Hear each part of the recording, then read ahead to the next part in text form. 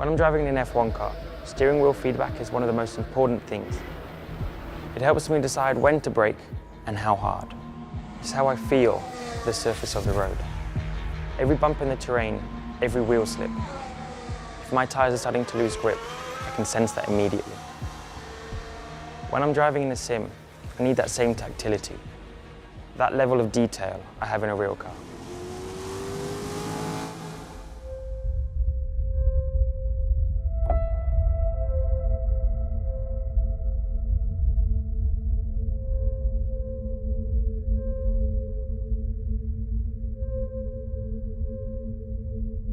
Racing games have come a long way in the last 20 years. Nothing's really changed in how we approach force feedback in all that time. Cutting-edge sims are now so realistic, drivers across all disciplines are using them for training. Our main goal when designing TrueForce was to improve the number of sensations that you actually feel, to put you better in contact with the car that you're driving so that you can improve your performance and that enjoyment of driving on a track. The physical feedback needs to be more immediate or accurate, or a player loses immersion or control. Game developers are still having to recreate their force feedback from a set library of effects instead of deriving it from real-time modelling. TrueForce is special because it levels the playing field for PC and console gamers. You're now getting the extra level of precision and detail that you need, regardless of which platform is your choice. This is not just iteration, it's total evolution. TrueForce force feedback works differently. It hooks directly into the physics engine of the game. Games already calculate the forces on the tyres and the steering wheel. The TrueForce algorithm is able to process this data at up to 4,000 times a second. It will even use the game's audio engine and pass it directly on to the driver. We spend a lot of time as audio designers trying to make each car sound unique and as realistic as we possibly can. Being able to integrate the audio into the force feedback is something that we've wanted to do for a long time, and TrueForce enables us to do that. And the ability to send the audio to the wheel, to have it respond and vibrate with the loss of traction, really increases my ability to give that immersion to the player. You can sense the changing surface of the road. You'll be able to feel if the back end of the car is losing grip. The first time we had it running in the build, could feel the wheel humming and vibrating as we revved the engine. Our immediate reaction was it really adds another level of immersion. The first thing you're going to feel with a TrueForce wheel is the engine note. The minute the engine starts in the game, you will know exactly which car you are driving. TrueForce is the beginning of something new. This is now the foundation for all wheels that we'll produce in the future. This extra level of information gives everyone all the information they need to learn how to control their car better. TrueForce benefits any racing fan looking for a more realistic driving experience. Because winning is all about feeling.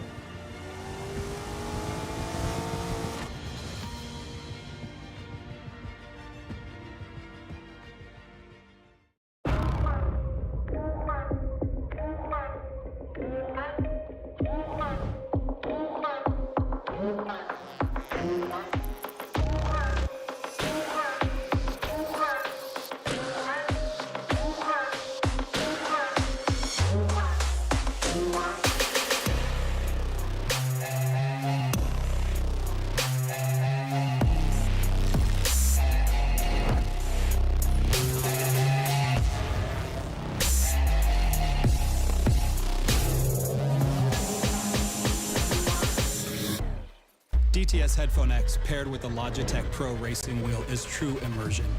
When you're trading paint in that last stretch of a race to maintain first place, you feel the two racers collide, and as the competing car loses its edge, you hear the roar of their engine fading behind you, and first place is yours.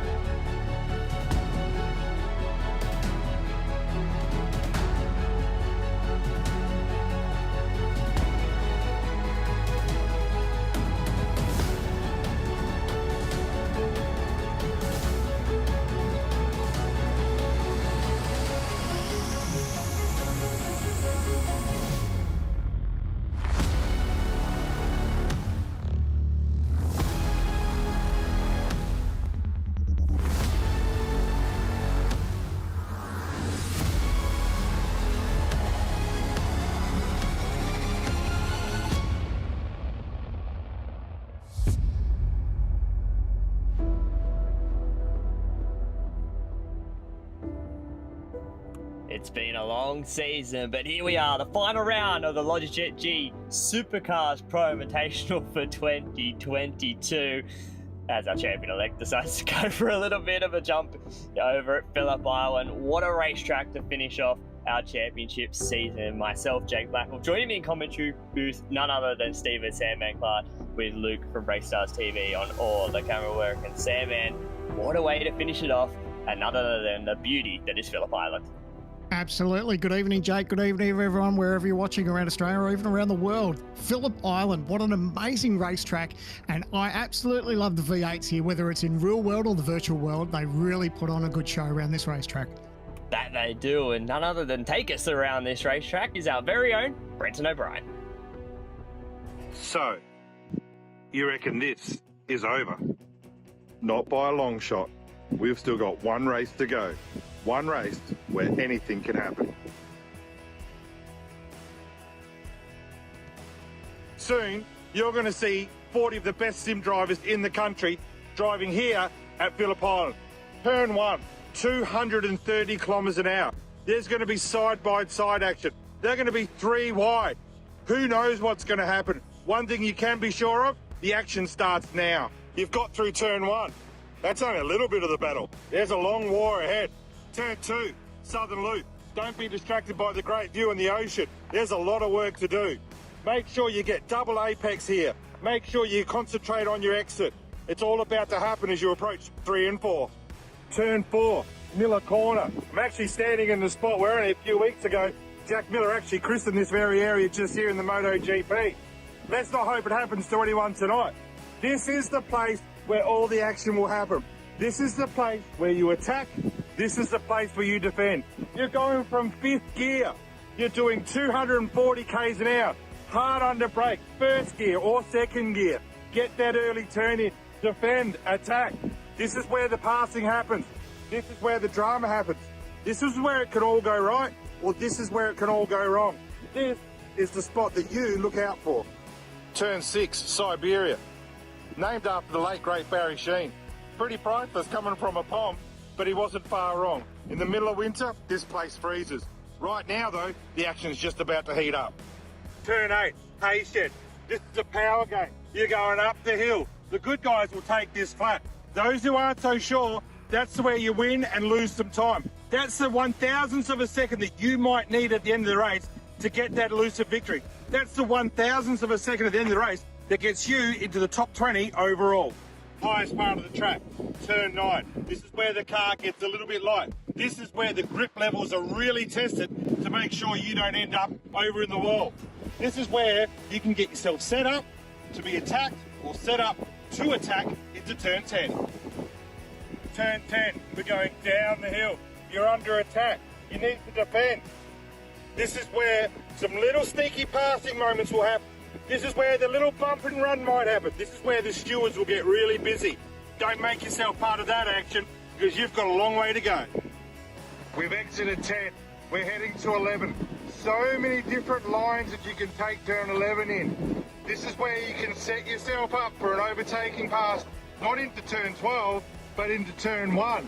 This is where you can get yourself that early draft to make sure that you can capitalise on that person's in front mistake, or if their tyres are going off and your tyres are good. Stay strong around here and the results will come. Turn 12, main straight. This is where the race starts, but this is where our season finishes. It's been a great season, a season of highs and lows, winners and losers. Jared Pilsell has been dominant this year in the Boost mobile car. It's been exceptionally good, and it's been so good to have you, the supporter, along for the ride. It's been so great to have the driver's support of what's been our first series. To our loyal sponsor, Logitech G. Without you, this wouldn't have happened. Admin staff that work with us. Without the admin staff, the stewards, everybody who gets involved, this wouldn't have happened. As we head to the finish here of the Logitech G Pro Series for 2022, we're already looking forward to 2023. We really hope that you can be a part of it.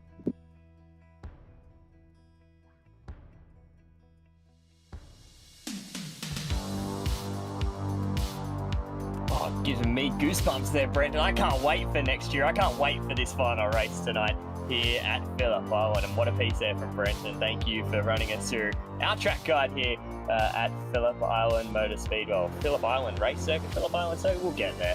It's been a long day for me. It's been a long build day, Sam, and a lot of tasty things have come out, and the Supercars are getting ready for their final round.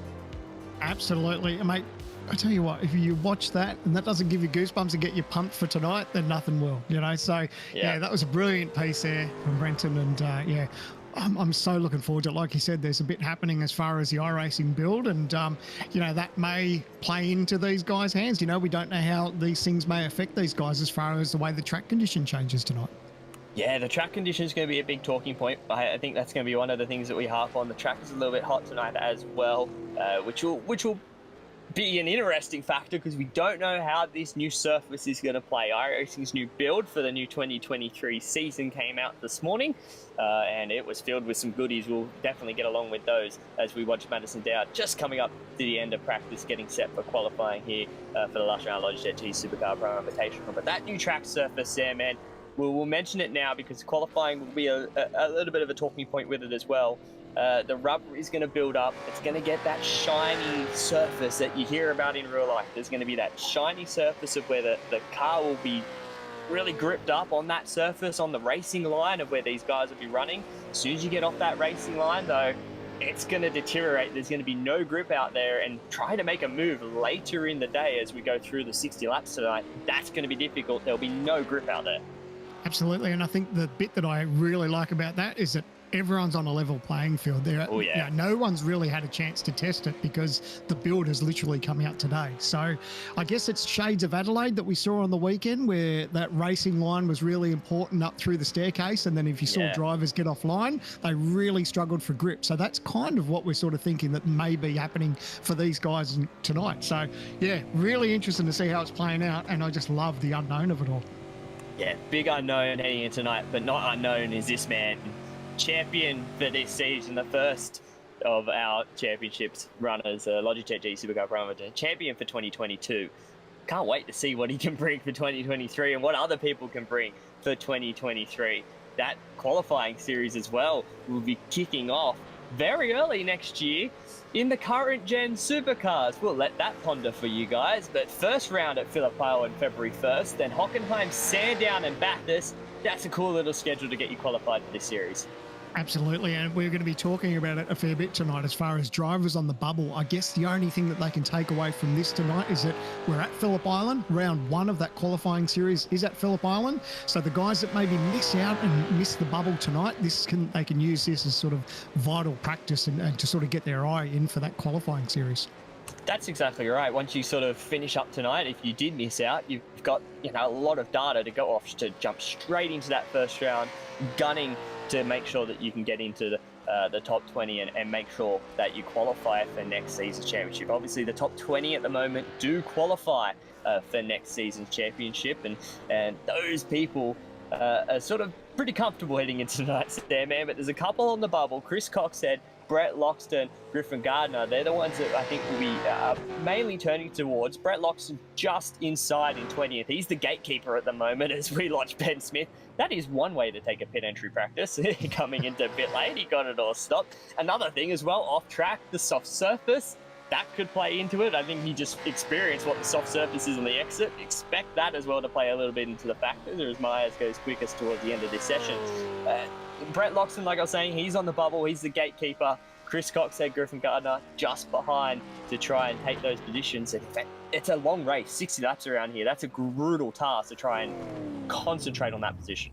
Absolutely, you beat me to it because I was just going to say that same thing where these guys are sweating about the bubble. They got a long time to sweat about it too. So I guess that can work in your favour a little bit if you do happen to get caught up in some incidents at the start, because if things go pear-shaped, you get caught in an accident, you've still got plenty of time to get back and hopefully up towards the front where you're sort of safe for the bubble. So yes, they'll be thinking about it for a long time as we see the checkered flag on this session as we get ready for qualifying. But yeah, that can be good that you've got that time to sort of make grounds if you need it, but you'll be sweating it out for a long race if you're on the edge and just being in the right spot at the right time.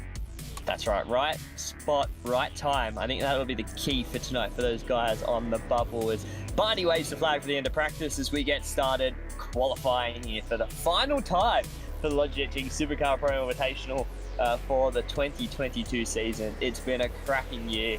Jared Philso has been, if not the dominant man in qualifying. It's been pretty hard to stop when it comes to one lap outright pace. It's going to be interesting to see how he can tackle another one tonight as the rest of the field streams down into turn one for the first time in qualifying.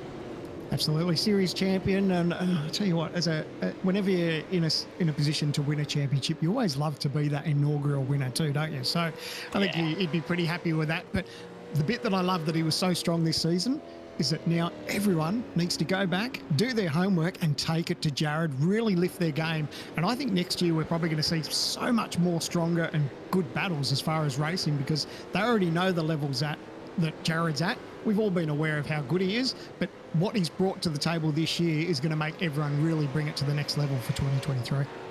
Yeah, I can't wait to see what that happens. And the people as well on the outside that aren't even in the championship, that could come in next year and just be in that pointy end of the championship. Absolutely. And that's the unknown that we go into next year wondering of what could happen next year. We really don't know. It's such an unknown. There's going to be 20 new drivers, could be old, could be new. It'll all depend on that qualifying series of who will come out and try and challenge Jared Philso's crown next season. And I think it's just going to be one of those ones where you toss them all in a hat. I think we'll say it at the start of next season. Toss them in a hat, pick out who we think is going to win the first race, and then see how it all unfolds there, because qualifying is underway as guys start their first qualifying laps here. And I think one thing we can say, Madison Down has been on a tear as well. I wouldn't be surprised. Down, Burton, they were quick here in the East Series. I think that'll be a little bit of a target tonight to watch out for. Absolutely. I think Madison made it sort of no secret that he actually does quite well around Phillip Island, so there'll be no surprise to see him up the top. But I know Philso was a little bit down in practice. Don't look or worry too much about that just yet, but no one seems to show all their hands in practice. But this is it. This is quality, and this is where we're going to see who's got what. Yeah, and these two 9.5 Sim Sport up rafting off each other. Dylan Rudshaw, McNamara. There's a lot of time to be gained in the tyre around this place. Even though it's got a lot of fast corners, you may not want the dirty air, but there are some long straights, and especially around here, you get a little bit of dirty air, but it's just that tenth, half a tenth that could move you up in such a close field here that could put you inside that top 10 and in a really good spot to challenge 60 laps tonight.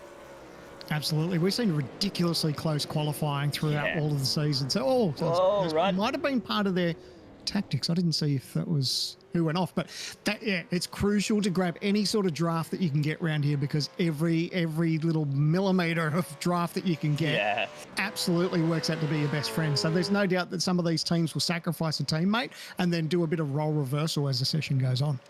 I think that may have been what happened there with Dylan Rudd running off the track as Sean McNamara goes to the top 28.8 for the first respective lap time. Rivera goes P2. Hobson takes that position away as we look further down. Anderson goes to the top 28.468, puts it up the top 2/10 clear of Philsell. That's a banker for Josh Anderson of the Cool Drive Mustang. Hampstead only 4 thousandths off the top spot. And as I say that, Down goes and cuts out a 28.1. Puts it up provisional pole. 12 hundredths behind is Brady Myers. How good is that? The times just keep ticking away. We're thinking, he's got 2/10 on the field, then bang, it closes to within nothing. And I almost said that with Philso, and now that only happened a couple of seconds ago. He's 9th, half a second off the pace. Wow.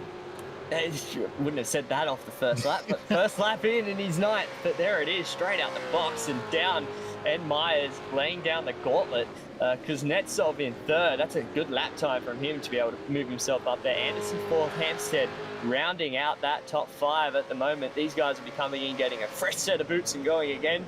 Unsure how the tyre wear actually works with this new track surface, if it has any effect on that either, especially with the Supercar. We know how hungry they are on the tyres. We know the GT3s are now a little bit more hungry after their update today, but let's see how much these guys will just bring it in. I think everyone's going to come back in and get some 4 fresh boots.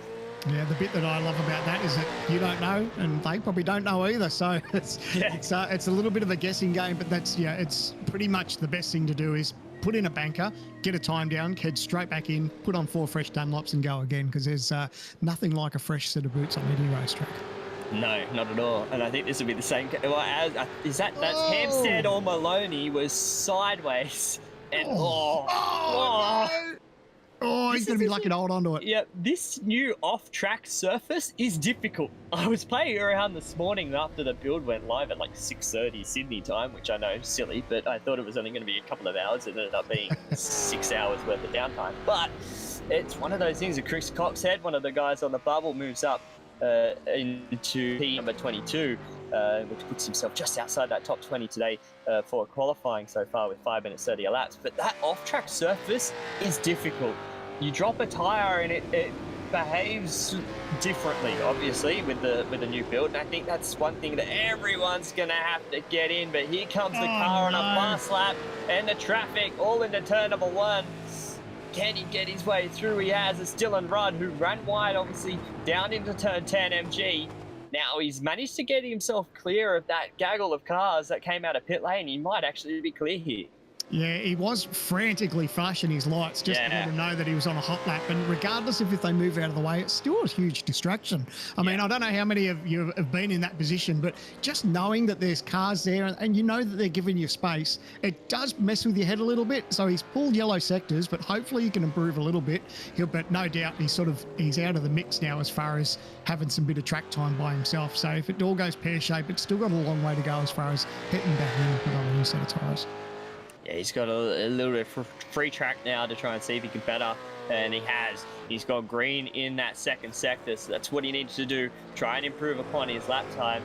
We're hearing that Griffin Gardner has actually had issues. One of those people on the bubble, he's having internet issues, which is, it's always the way, isn't it? It's always the way. There's always issues when it comes up to something that's important, and at the moment he is having those issues that it might struggle to get himself a really good time. He's got 60 laps ahead of him, but you don't want to be having internet issues at all. That's just one of those things that plays in your mind all night. Uses all the track to steal the run on the exit of turn number 12 down the front straight. Where is this going to put him? Was 24th. Moves us up to P18, 7/10 off the top, and you're only 18th.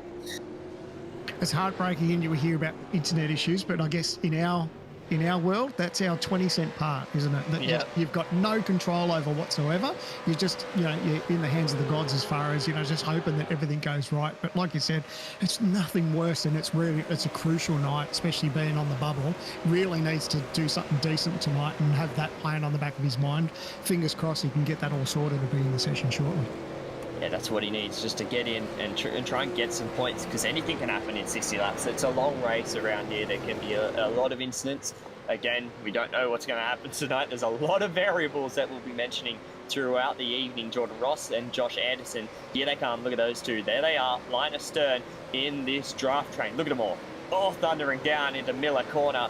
And what a play, what a corner in the racetrack. Stoner Corner into Miller Corner. That is an awesome part in Australian motorsport. Absolutely, mate. We are truly lucky to have this place in iRacing, but in our own backyard, being in Victoria. Like, this is just an unbelievable racetrack. For anyone who's ever been there, I've been lucky enough to be there. I've been there multiple times for races. I lived in Victoria and just love the circuit. And to have it on iRacing and as part of our series, we're truly blessed. It's a great venue and really puts together some great racing, regardless of whether it's bikes or MotoGP. Bikes, MotoGP, V8s. I say all the same things. But yeah, any sort of racing you see there is just brilliant. It is. MotoGP is definitely one of those classes that puts it up there. Myers was purple first, slow second. He brought it straight back into pit lane. One person who's continuing on is Ethan Grigol, currently green in that second. He's got Marcelo Rivera in front of him. Where's Rivera going to go? Was 17th. That moves him up into P number 7. Grigol goes third, gets beaten by Kuznetsov, then down goes a little bit quicker up the top. Gilliam moves himself up into P number 3 now as well. It is chopping and changing up the top. Jared Philsell and Brody Kostecki, they are 10th and 12th at the moment. They're coming up to finish their laps along with Wayne Burke and Tom Freer. So a couple of the SSR cars, all line of stern here. Philsell out in front. This could move himself up. Green second sector. Brody Kostecki's on all. There it is. P6 for Philsell, but Brody, he's going to go even better and move himself up into P6. Mate, these times just chop and change, don't they? That's just how close it is for these guys. So, you know, at the moment, we're just seeing these guys get a couple of runs. And like we speak about it every round, that it's just good to get that banker in because it takes that pressure off, regardless of how many tenths you might be. If you can just be anywhere sort of close to inside or near the top 10, that's what you need on your banker, and then you can push. That's right. You need that banker. We always stress about a banker lap. And I think tonight, more than anything, you need that banker lap. You really don't know what this track's going to evolve. We've already 10 minutes in and people are still punching lap times in that are pushing themselves up near the front, Sam. And I don't know if we could have said that before, could we? When you see the first laps, you know, you get your first, second laps are good. I think from here on out, if we see people keep improving, then it could be a phase of a run where you could still definitely get that quick lap right at the end, which we haven't seen much of. Absolutely, yeah. You bring a valid point there, because we have seen sometimes where their first run has been their pole lap or their pole time. So, and we've already seen everyone improve on their second run. So it's going to be really good to see how they go second, third, fourth time round. And that's, I think, where we're going to play into it right now, is we see them all come down into pit lane again and reset, go again, come back, and that's both the boost cars were off. Is Phil Cell going to get it back in? He does. Brody was sideways behind him. Gostecki and Phil Cell, I don't think they made any portion of the pit lane entry road. I think they just found grass. Yes, well, thankfully they didn't nail anything, but yeah, they were close enough to the pit entry anyway. But as we go on board, the Mustang across the line there, it looks like the start of a lap here. Yeah, but there's traffic. Yeah, and see this, even though you know they're going to move, look at it, it just distracts you big time, because you are second guessing and there was contact there. It looks like one of them fought the grass, but there's that hesitation there. Oh, is he going to miss the tyres? Gilliam. Okay.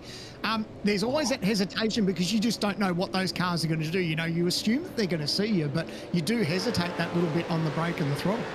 I think it's funny as well, and one thing I'm going to mention here, Sam, you know how we would all jump offline and go in the dirt and be like, yeah, we'll just go offline and everyone can go around us and we'll be okay. I think they're struggling with that at the moment because they don't know what that track surface is doing offline. So as soon as someone's going off to maybe let them off or you know, get through, they're actually struggling to pull the cars up because they have no idea what that's going to do. So there's your new shiny surface. I'm sure after 60 lap, that's going to be, I haven't even seen how it's going to look. So that'll be interesting to see how it actually looks in terms of the sim producing and showing off the caliber of how much rubber has been laid down and the shininess of that track surface. But yeah, these guys are trying to pull over to let people through and are struggling a bit on the dirt just to keep it off the track rather than get back on it. Yeah, and you think about that, it's only had sort of, 12 minutes running at the moment. When you're saying about lap 50, is that contact? Who's that? Anderson and one of the 9.5 Sim Sports cars. Is that Mac? He managed to get it out of the way. It was Anderson. Is that Rudd? I believe it's Rudd McNamara. One of them off.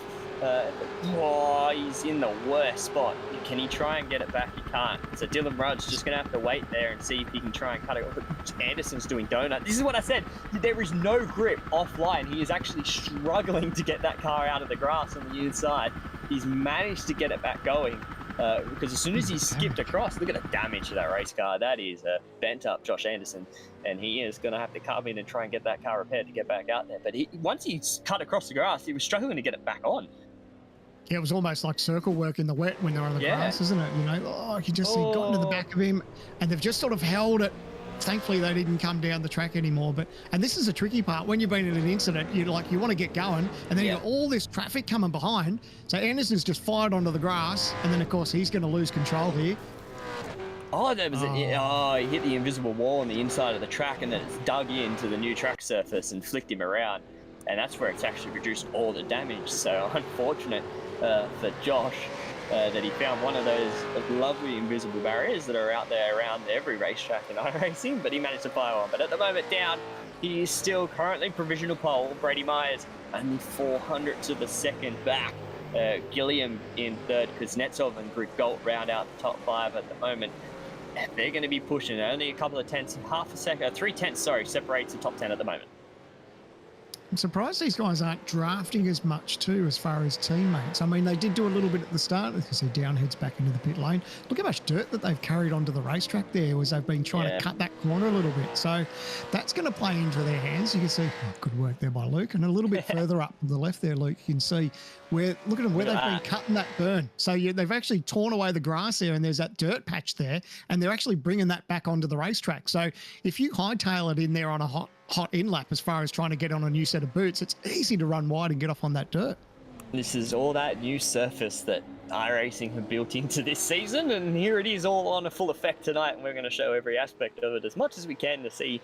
We're learning. I think everyone's learning tonight. I think everyone that will be watching will be wanting to see what the new build has to offer, and especially with the V8 Supercar. It's going to be the biggest test you can really do for 60 laps around Phillip Island. A lot of deck tonight as well around here as these two coming across the stride. The Boost Mobile Commodores. Improvement of time for Kostecki, no position change, and that keeps him P6 and 7 for the boost cars. I was looking at that because he went purple sector 1 and green sector 3, and I thought, wow, what's this going to do? But yeah, it barely didn't make any scratch on it. But obviously he did improve on his time. But have a look how close it is. I mean, you take away the top 3, look at those times from 4th back to 10th. Like there's nothing, even back further, there's absolutely nothing in it. The times are crazy close out there, and we've expected that. We've seen it all season long, haven't we, Sandman, where everyone has had that position, and car 707 has towed without permission, so that is the end of qualifying for him. Again, you've got to drive the car back to the pit lane and get it reset and go again, so that'll be the end of qualifying for them tonight. That's Tom Freer, so he will have to sit at park in P13 and hope that's enough to keep him up there. But with the way this session's going, we did mention it, the second run was sort of the quickest. We saw, obviously, Kostecki improved his lap time, didn't he, Sandman? But again, we're seeing little improvements. Gilliam's got within a 10th now of the top spot, so it is improving. Yep, and probably something that they all know that we've been aware of for quite some time is that as these cars roll around and race around on this racetrack, the track online gets hotter too. So maybe that's affecting them a little bit too as well, where they're not probably making the most out of what that gain could be. But I think this last run now, towards this last run now that everyone's probably putting on tyres, I think we can see Josh Anderson's now gone purple in Sector 1. So, yeah, it'd be interesting to see what these guys now, because obviously Anderson got caught up in that incident, so this is his fresh run now after that. So between now and sort of the last 3 minutes, it's going to be see how this track evolves and who's going to be able to make those times and make those improvements. That's that weather there as well on that right hand side. 41 degree track temp, 19 ambient, clear skies out there for these guys tonight. Maloney currently 2 personal best. Anderson with the session best, sector 1, setting that purple. Middle sector not as good as I think he would have liked, but he's going to get a nice toe down the front straight away as we ride on bowl with the Cool Drive Mustang. Maloney moves himself up into P number 4. Anderson goes 5th just behind him. Good job from the TTR cars as Myers improved as well to get himself within 7 thousandths of a second of Madison down. How cool is that? That's unreal. Just look at those times, like 7,000, then you got 0.077. Like it's just crazy close for that top 3. And it's TTR 1-2 at the moment, giving it to a little bit the SSR cars. They've had obviously that stranglehold with Phil selling them out the front, but down to Myers, putting a little bit of TTR flavour up near the front, as well as Gilliam in his Pursuit Simsport car running up there. As these guys getting set for another run, there is Gilliam, the 201, followed by Ethan Griggold, and I believe that's Rick Kuznetsov behind them with, I believe, Jamie Dyke as well, who is another car on that bubble. He's that 4th car sort of behind in 23rd, 24th position in the points, so he'll be looking to try and gain what he can as these guys get set. A minute and a half to go, Sam, man, and I could say you can still get a lap time in here. They could put up the top. Absolutely, and if you look at this bunch of cars, how they're just evenly spaced out. They're just giving them enough space where the car in front isn't going to slow them down enough, but they're going to be close enough where they can actually get a little bit of a toe. So look for these guys to improve, because that's actually where you want to be. You want to be close enough just to grab that draft towards the end of the lap. And that's what these guys will be doing. They'll space themselves out coming out of turn 11, 12, and then get the run to set themselves up on a lap. At the moment, no one really setting the scoreboard alight, but that's because everyone is out on out laps, fresh tyres to get set for this last run. But a lot of these guys have timed pretty much perfectly. I think everyone's timed this last run really well, haven't they, Sam? They're all going to get a lap in, and as I say that, a couple of cars off, and they were in that gaggle, or were they not? No, they were off So that is, I believe, that is one of the 143. That is Ross, sorry, that has ran off the racetrack, and he's all the way down in 20th. I wouldn't think we'd say Jordan Ross down in 20th, but having a good qualifying session for the SSR wave runner driver down in 20th position. But this man, champion, coming out of the final corner, and these guys all getting set for their final run. And we obviously didn't see a replay of what happened between those two, but it's easy when you're in a qualifying run and you're just sort of going off what the guy in front's doing. And if he tends to go in a little bit too deep and goes off the track, well, guess what? You're probably going to do it too. So that's probably exactly what might have happened. As we go, let's just see a bit of replay. Well done, Luke. Earning your cookies tonight. So we can see into the braking zone. One car goes a little bit deep. Yeah. No, so they weren't following each other. So there you go. They weren't. Oh, he was a couple of cars in the train. I'm sure we'll see him arrive on scene. There he is. He just did the exact same thing, though. Yeah. Just went in a little bit too hot, and once you do that, it's all over.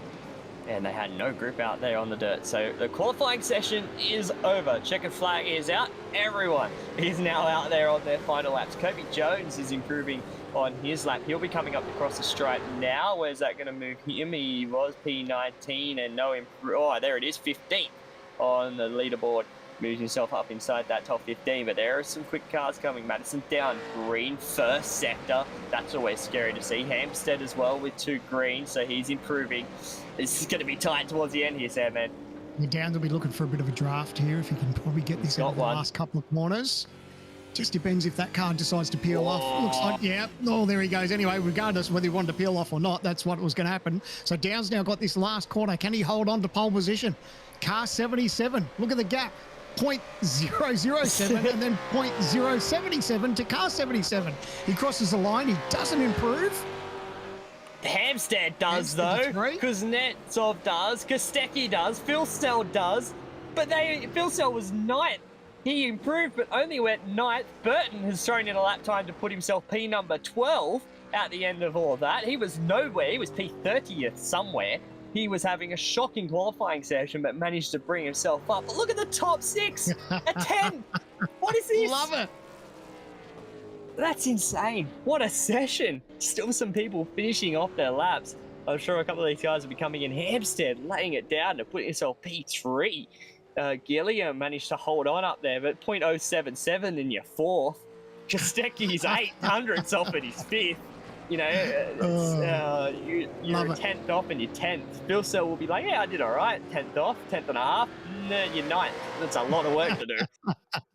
At least, I love what you said, like that top 6 are covered by a 10th of a second. Like that's crazy. It's days like that you sweat it out sitting in the driver's seat. Thank goodness I'm in the commentary box, but how good is that? That's setting us up for a cracker of a race. What a race we've got in stores. We'll quickly run through those results before we get onto our grid walk, and none other than Madison Down taking pole position with Brady Myers on the outside of the front row. The 2 TTR cars with another one behind them. Richard Hampstead, Andrew Gilliam will be 4th with Brady Kostecki, Rick Kuznetsov, Jake Maloney, Josh Anderson, Jared Philsell, and Ethan Griggold rounding out that top 10 of what was an electric qualifying session towards the end. I think we're excited for that one. I can't wait. And why not get started on our grid walk with none other than our pole position winner, Madison Down. What a lap match to get that one done. But what a session. How was that? That car was on fire. Yeah, car was really good in that session. So typically in qualifying, car's really strong around here for us at Phillip Island. So yeah, hopefully we can keep that pace going. Car feels really nice. So just a matter of holding onto the tyres, I guess. Yeah, a couple of other TTR teammates up there, which is good for you, I guess, to show that the cars are working well. How is this new surface? Obviously, new build, not a lot of time for everyone to sort of get their heads around it. How are you finding it? What's your initial thoughts straight away ahead of 60 laps? Feels good so far, but it's hard to know. We haven't done a whole lot of laps as of yet in race trim, so I'm expecting that online it's probably not going to feel too different, but offline it could be a little bit more exciting. So we'll see how it plays out. I mean, this track rubbers up quite a lot in the high-speed corners, so bit of unknown for everybody with the build coming out today, but it should create some good racing.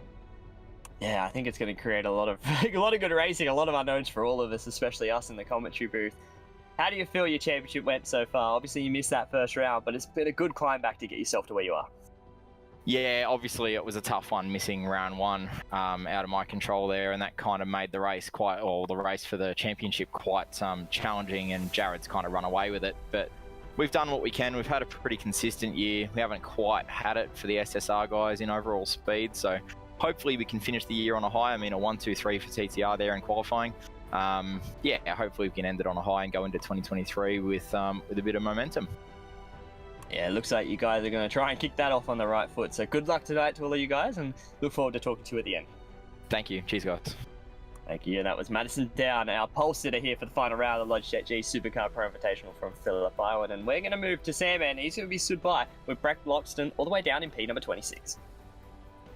Hey Brett, how you feeling, mate? Coming into the final round of the Logitech G Supercars Pro Invitational, I guess all the mindset now is on the bubble. How are you feeling? Yeah, all right. A bit of a hair pulling session tonight with getting the sim to load and change a brake pedal yesterday, but feeling okay. Oh, mate, I feel your pain with the pedals. I've had pedal experiences through the week too. It's not much fun, especially when you're coming into a race. How would qualifying go, though? I'm just trying to have a look at the timesheets. Where have we got you? Back in 26th. So you've got your work cut out for you, but the good part is that it's actually a long race where you can sort of work yourself into a decent position. Yeah, hopefully we can get strategy together, because I think passing in a field like this is going to be pretty tough, but we'll see how we go. Might have a bit better race pace than we did qual pace. So with that pedal change now, how's the car feeling? I know sometimes it takes a little bit to adapt to it. Was it the same pedal, or have you had to go to something different? Same pedal, but different rubbers and control box, so a lot more consistent. I'm still trying to get a real feel for it though, but should be a bit more consistent than I have been. Well, mate, fingers crossed. All I can say is eyes forward. Do your best to stay out of trouble, mate, and buy a ticket to the end, because it's a long race, and don't sweat it if you get caught up in some silliness at the start, mate. There's still plenty of time to make that run towards the end, and no doubt the team will be in your ear to let you know how you're going as far as the bubble. Yeah, cheers. All the best, Brett. There you go, Jake. These guys have definitely got their work cut out for them on the grid, don't they, when they start thinking about the last race of the season. Yeah, it is, especially when you're all the way down at the back, and we're going to be joining another one of those people on the bowl, Chris Coxhead. You're also down the back as well, down in P number 28. Not what I think you would have all been wanting, but you're down there, and now you're going to try and make up for it. How was that qualifying session for you? Hey, gents. Yeah, about what you'd expect coming into the round with no practice. So, can't blame anyone but myself. But, yeah, anyway, it's a long race. Pretty familiar with the track. I think the race will be right. Just squeezing those last 10s out for qual without practice is tough, yeah. Yeah, that's always tough. And like you said, we know the racetrack. I think we've all done plenty of laps around here. Plenty of enduro miles have all been clocked up around here, and that helps get you familiarised with it. How do you think that will then play into this race? Obviously, starting near the back with your teammate, and that it's not going to be that bad in terms of race pace, because then you can sort of follow on and see how it goes from there. Yeah, that's it. Try and get through those first few laps. Last round, Belle Isle did not go to plan for me, running up the back of Luke like 2 or 3 laps in, and then just dawdling around the back of the pack, a couple laps down for the rest of it. So, just want to try and finish the race and have a clean car, and, maybe battle a few guys along the way. I'll be happy. That's all we can hope for, and there's always enough battles in this championship. I think we've seen that for the sure. whole year. But congratulations on a good championship, and hopefully you can lock yourself in tonight inside that top 20. So good luck tonight. Hopefully you can have a clean race. Yeah, cheers guys. Thanks. That was Chris Coxhead, starting all the way back in P number 28, and just behind him, another one on the bubble, Sam, man, is Griffin Gardner. He'll be stood by with you. Griffin, mate, we heard you had some dramas getting into the session as far as qualifying, mate. Did you actually manage to bank a decent lap? No, unfortunately, I didn't get to set a lap time tonight, which is pretty devastating. I was pretty confident coming into this session tonight, so it's not the best start, but we got 60 laps ahead of us to make up for it, and I think I got a good enough car underneath me. I can get the result I need to get past the bubble and qualify for next year. How much is that playing on your mind? I guess you're more stressing about the internet. We obviously don't know what happened, but is your internet sorted, or are you just not sure that whether it's going to go the distance? How do you think you'll go to make 60 laps? I think we'll be okay, hopefully, but it's pretty touch and go, so I guess we'll find out. Well, fingers crossed, mate. The best thing you can take away from it is that it's 60 laps. It's not a 20 lap or a 30 lap shootout that you have to get to the front and make the most of it. So, mate, all I can say is all the best. Eyes forward, stay out of trouble, and don't panic too much, mate, because it's a long, long race. Yeah, cheers, mate. Appreciate it. There you go, Jake. These guys have got their work cut up for them, haven't they? Especially, thankfully, Griffin's on the grid. That's the main thing. It'd be nothing worse than having dramas like what Madison Down had for round one. That's exactly right. He's on the grid. He's able to get a shot at getting into the race. And that will bring us to our grid for the final round of the Logitech G Supercar Pro Invitational from Phillip Island. Madison Down, Brady Myers, front row for TTR with Richard Hampstead and Andrew Gilliam on row number 2. Row 3, Brady Kostecki with Rick Kuznetsov, Jake Maloney, Josh Anderson with our champion Jared Philsell down in P9 with Ethan Grugolt rounding out row number 5 with Wayne Burke, Jake Burton on row 6. Managed to get a lap time, did Burton at the end. Rivera McNamara in P14 with Freya Jones, Rosella, Smith, Hobson and Warboys rounding out that top 20. A couple of other big names, Jordan Ross down there in P22 as well, Sam, man. There was, and then all these guys, Brett Loxton, Chris Cox, Griffin Gardner, they need to get in. They are the ones that are fighting for that bubble position, Sam, man. And this is going to be the one that comes through and tries to make sure that they can get into that 20 for next year. Yeah, it'd be nerve-wracking for them, wouldn't it? I mean, thankfully, if everything doesn't go right for them tonight, they're still in a strong position to still have a chance at qualifying. But obviously, you want to put that behind you. You just want to rubber stamp tonight and just make that top 20, so you don't even have to think about running that that qualifying series. But man, thankfully I haven't been in a position like this where the pressure's on. But you know, like we said, you know, these guys have got a lot of laps to make it happen. So fingers crossed they can get through the field, and hopefully it all works out good for them. Yeah, it's pretty much going to be the case of trying to make sure they can get through this field. Roughly 50 seconds till these guys will get the green light and ready to go. Sam, man, any final words before we head the 60 laps around Phillip Island? Mate, I'm pumped. I love Phillip Island. I'm excited to see these cars here. This is where these teams need to raise it to a new level to try and take it to the rest of the field and pretty much our series champion. We're a little bit surprised to see Jared back in 9th, but it's a long race. We've seen it. Anything can happen. And I just can't wait to see how it all unfolds tonight. He did say he wasn't too... Not happy, but Phillip Island's not his greatest track.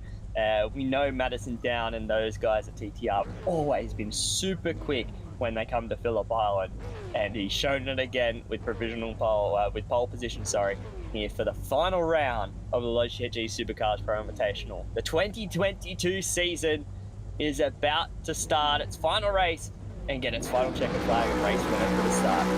Let those revs build. The final time, round 10.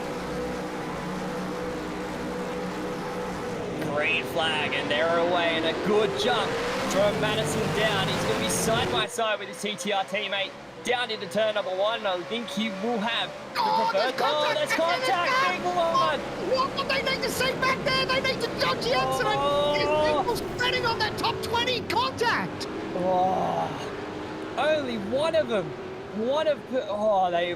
How they all didn't get involved. That was a big moment for one of the Evolution Racing Team Mustangs, who was sideways in the middle of the field, Sam, man, and no one hit him. Unbelievable. That's just nightmare, isn't it? When you say, Kostecki, sorry.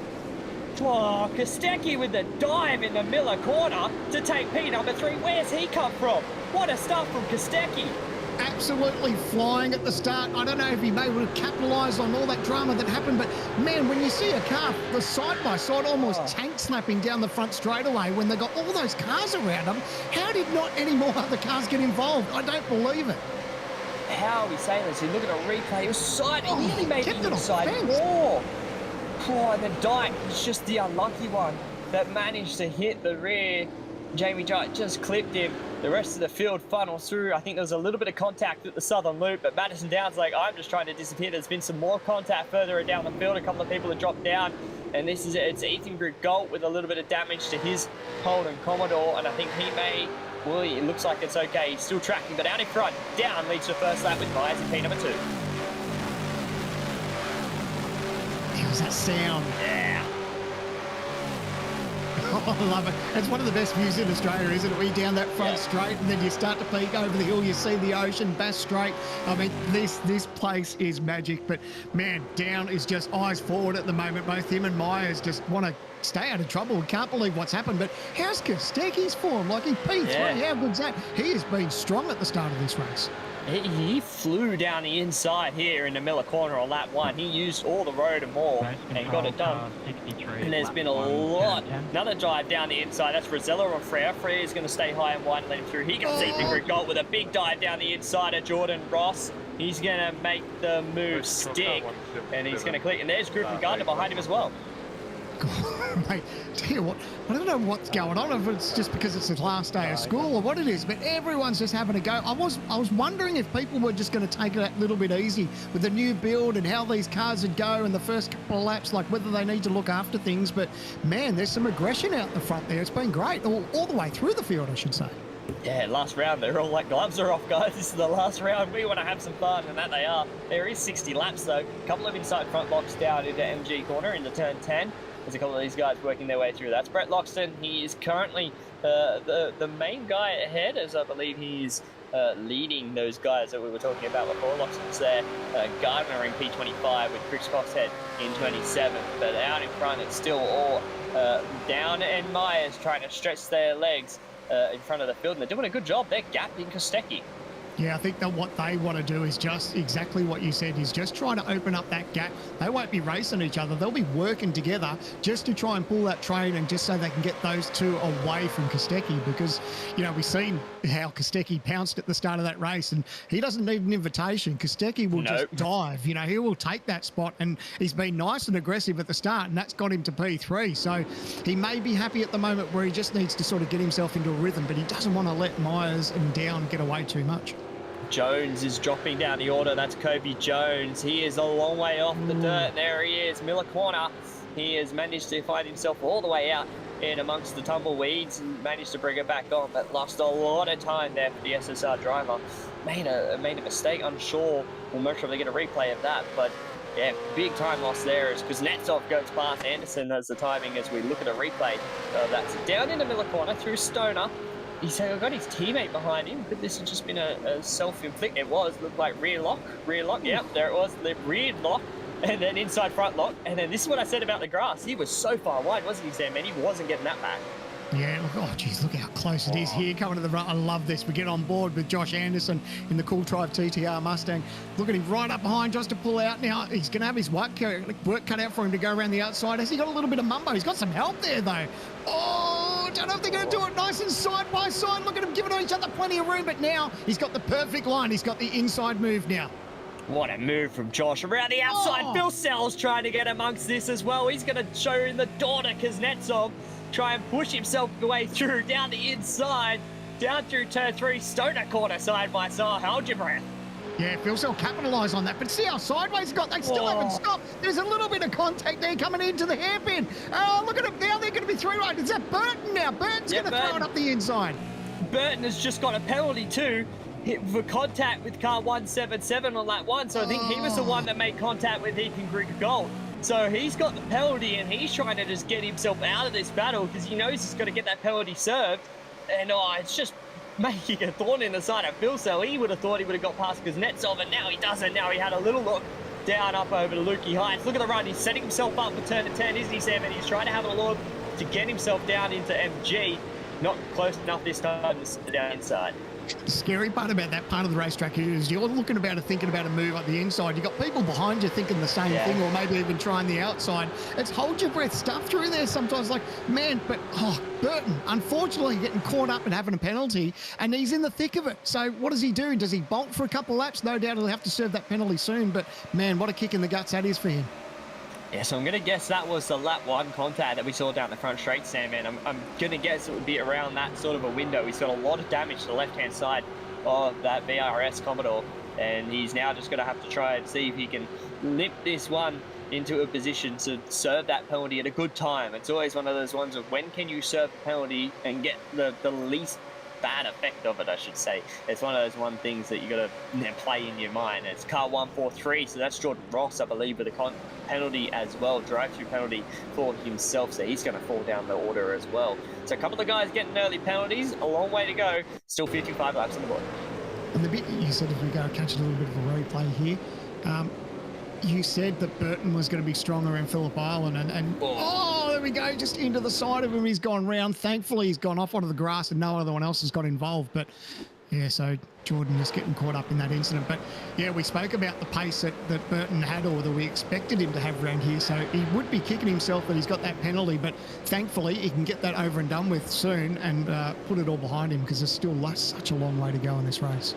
Yeah, such a long way to go, but he can climb back. Safety cars can come out. He can definitely bring that one back in as he dives down in. So that'll be the Serbi's drive-through penalty now. As that replay before, locked up the top. He better not have got a speeding penalty. He will kick himself if he got a speeding penalty to come down on the pit lane. Jordan Ross as well, he's serving, as we saw the replay of his contact with Blake Warboys. He's coming down on the pit lane to serve his penalty as well. So they're getting it done early. Gonna hope for maybe a safety car can bring them back in later on.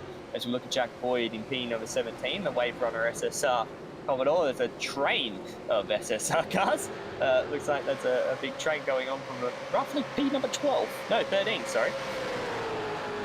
I know, and you think about these guys having to serve that penalty, the only good thing that comes out of it is that there's a long way to go. There's still that factor of safety cars, but they've also got clear track now. So if they were in a group of cars that they were getting held up in, now they can actually push and run their own pace. So it's not all lost, and thankfully, the car moved around. That's fuel cell. So it didn't quite look happy there. Burt looking for an opportunity to move here. Maybe if he can get a little bit of pace through here, through Haitian, he could be looking for a move up the inside.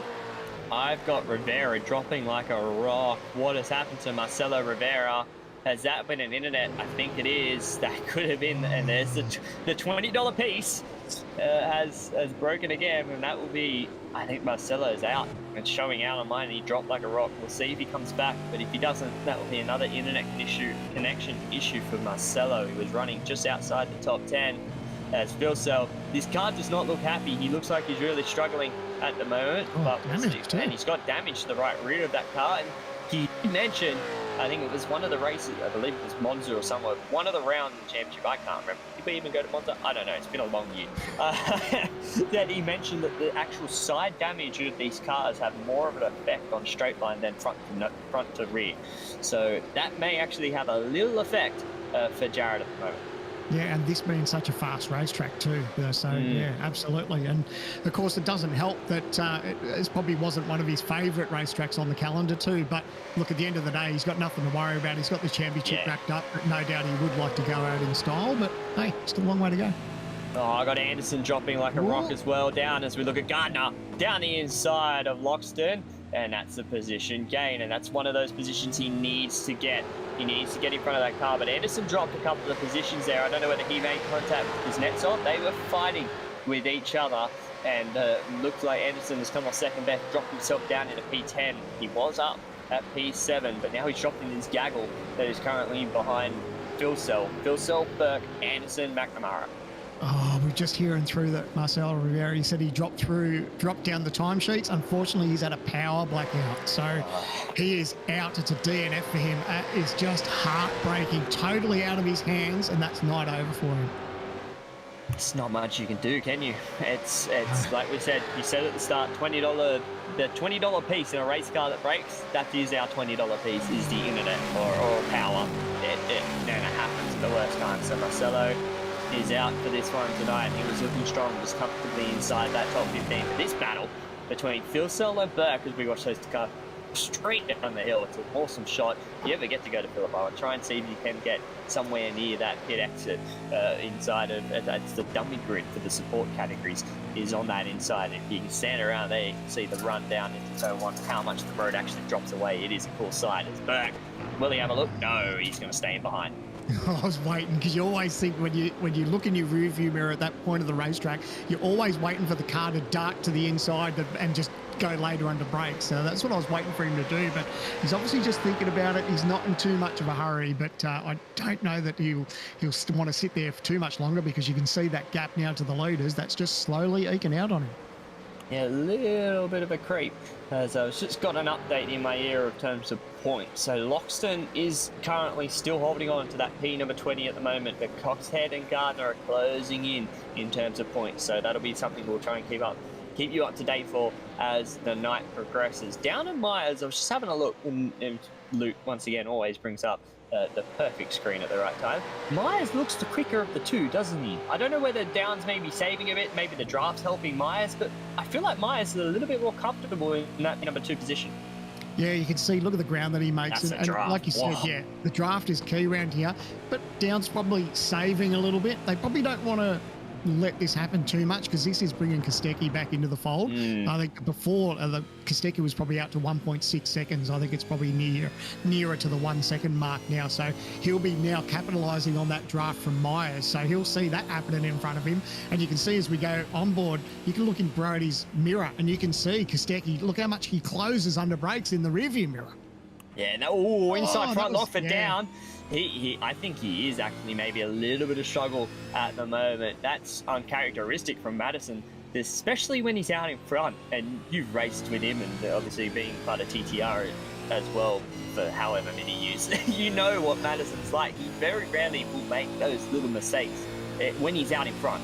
Maybe when he's pushing really hard, but when he's out in front, he's in control, and that's an uncharacteristic mistake from Madison. Yeah, the car may not just be exactly in the window where he wants it, so it's easy to get that IFL or inside right front block, whatever. So, yeah, you can see that he's now, I didn't want to talk in too much terms of where everyone's going, what's this bloke on? But at the end of the day, he'll be conscious of what's happening behind him. These guys will be talking within TTR to saying, hey, do we maybe want to swap out? Because if they feel that Myers has probably got that little bit of pace, they'll do it. I've seen it before where they will swap around and just sort of see if they let Myers push on a little bit because they don't want this train of cars to start giving them grief. And you can see Myers is now gone to the lead. There it is. That was a position change. Myers in front of Down. It was sort of brewing because look at Kostecki, and they know Kostecki's just going to throw it at them. He's not just going to sit behind. He'll want to take the race lead. That is what Brody Kostecki does. That is what a race car driver does. So he's going to sit there and try and gain as much time as possible. And now he's got them in his sights. He may have a little look. Oh, she's showing the nose, and he's going for a late move. He's made contact with Down. They've made contact. It was a late dive. It was very late into Miller corner, and he has moved Madison Down a little bit further down than I think he would have wanted to go. Burke and Phil Sell about to come in together as well. Teammates. They're teammates. Wow, it's all we said before with Kostecki that he's not shy on taking a dive. I don't know. We're gonna have to check out a replay to see how far along he was. They both inside front lock, both of them. Both of them with an IFL. Everyone is struggling, and I'm not just saying that. Everyone looks like they are struggling with the way this car is reacting tonight. No one looks like they're really happy with the way the car is. As soon as everyone gets offline, they're struggling to get the car back on it. As we look at this from Kostecki on the replay down in the right way, he goes down the inside, he had a look, then he just half thought about it, and then went down the inside, and then got into Madison Down, and that'll be one for the stewards to look at. I'm glad I'm not in that box. Yeah, that's true. And when we're talking about these lockups that we're having now, this is no disrespect to anyone in the field, but we're seeing it from some of our best drivers. Yeah. So if these guys are struggling with these lockups, then imagine what some of the other guys are going through, further back down through the field. Like, sometimes it'll come down to car setup, sometimes it'll come down to the way the build is. People just maybe haven't quite got a feel for the new build. I don't know if that's what it is or the track conditions or what it is, but it's really strange when you see some of our best drivers and they're the ones that are struggling as well. Yeah, and it's just uncharacteristic mistakes, isn't it? Down here in the Miller corners where we're seeing all the action, and Brenton mentioned it before, it was going to happen. Here is that replay. He was a long way back. Look at this. He sort of thought about it and went, nah, I can stick my nose down the inside. Yeah. Nah, nowhere near to be able to get that position done. Madison had already fitted the corner, so I think that may be pretty clear-cut for the stewards, but we'll see what they say about that one. But Madison Down now in P number 6, he's got a lot of work to do to try and get himself back up near that front Anderson as well, still battling. It looks like whichever 9.5 Sim Sports car it is, it's one of them, because now he's got McNamara that he's trying to go down the inside. The outside. He's going to try the over and under. It gave him a little bit of a helping hand through MG. There's a close-up of the Cool Drive Mustang as he tries to come through turn 11, trying to get the run onto the front straight there, man. And there it is, 5-second penalty for car number 99 for contact with Madison Dowd at the hairpins. So there is 5-second penalty for Kostecki. So that would actually move him to roughly there or thereabouts outside that top 10. But let's see what he can gain out of that. Still a long way to go. Still 78 laps to go, Sam, man. God.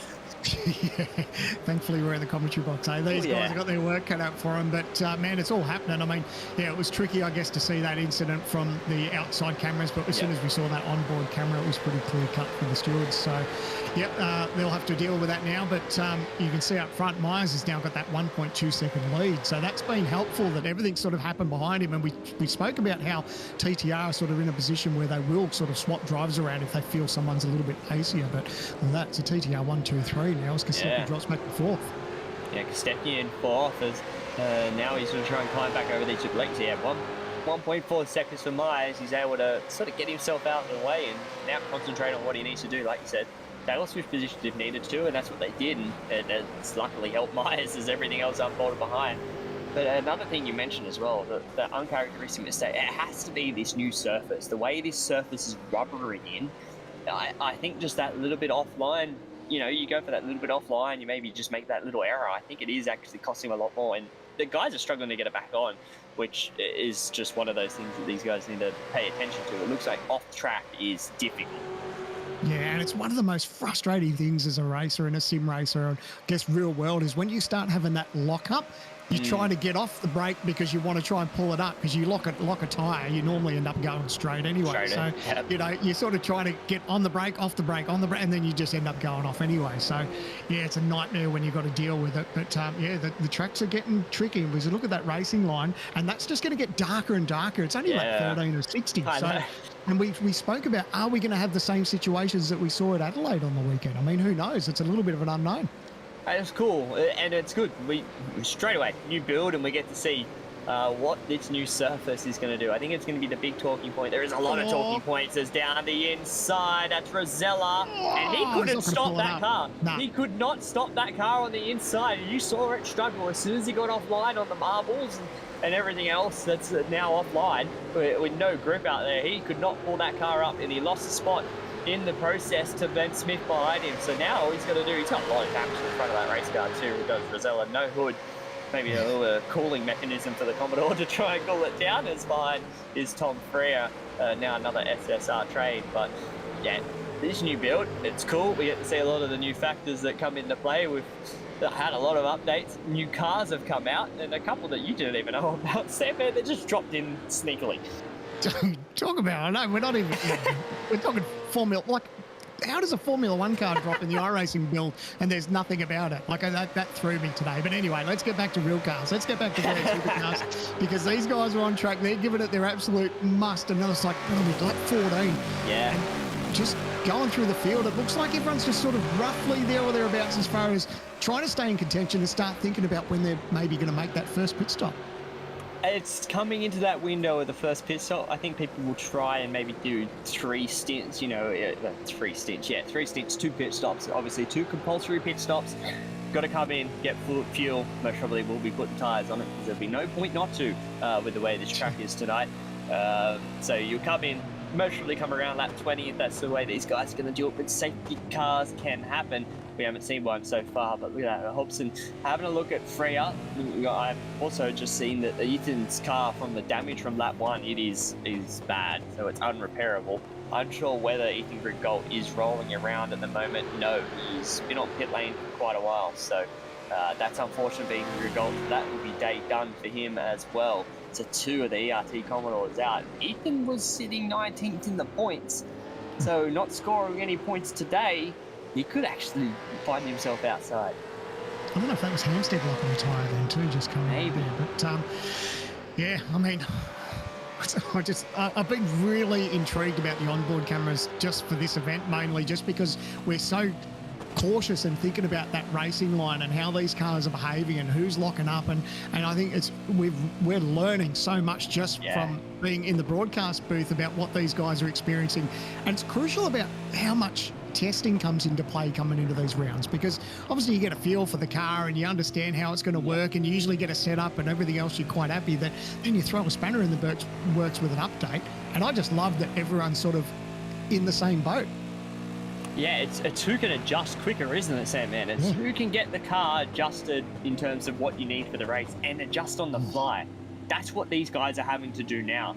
In a 60-lap race, it is adjust on the fly. You can't do a 60-lap race run today unless you were basically at home playing on the sim all day, which some people may have been, but they were lucky people. But that's the thing, you know, you can't just sit there and do a 60-lap run in a day unless you have time to do it, which a lot of people don't. It's a long race. It's a good hour and a half, maybe a little bit longer in the car to do it. Finding that in terms of a build by the time you update and get everything sorted, and if you want to play with the new stuff, you can play with that. So these guys are just very much adjusting on the fly.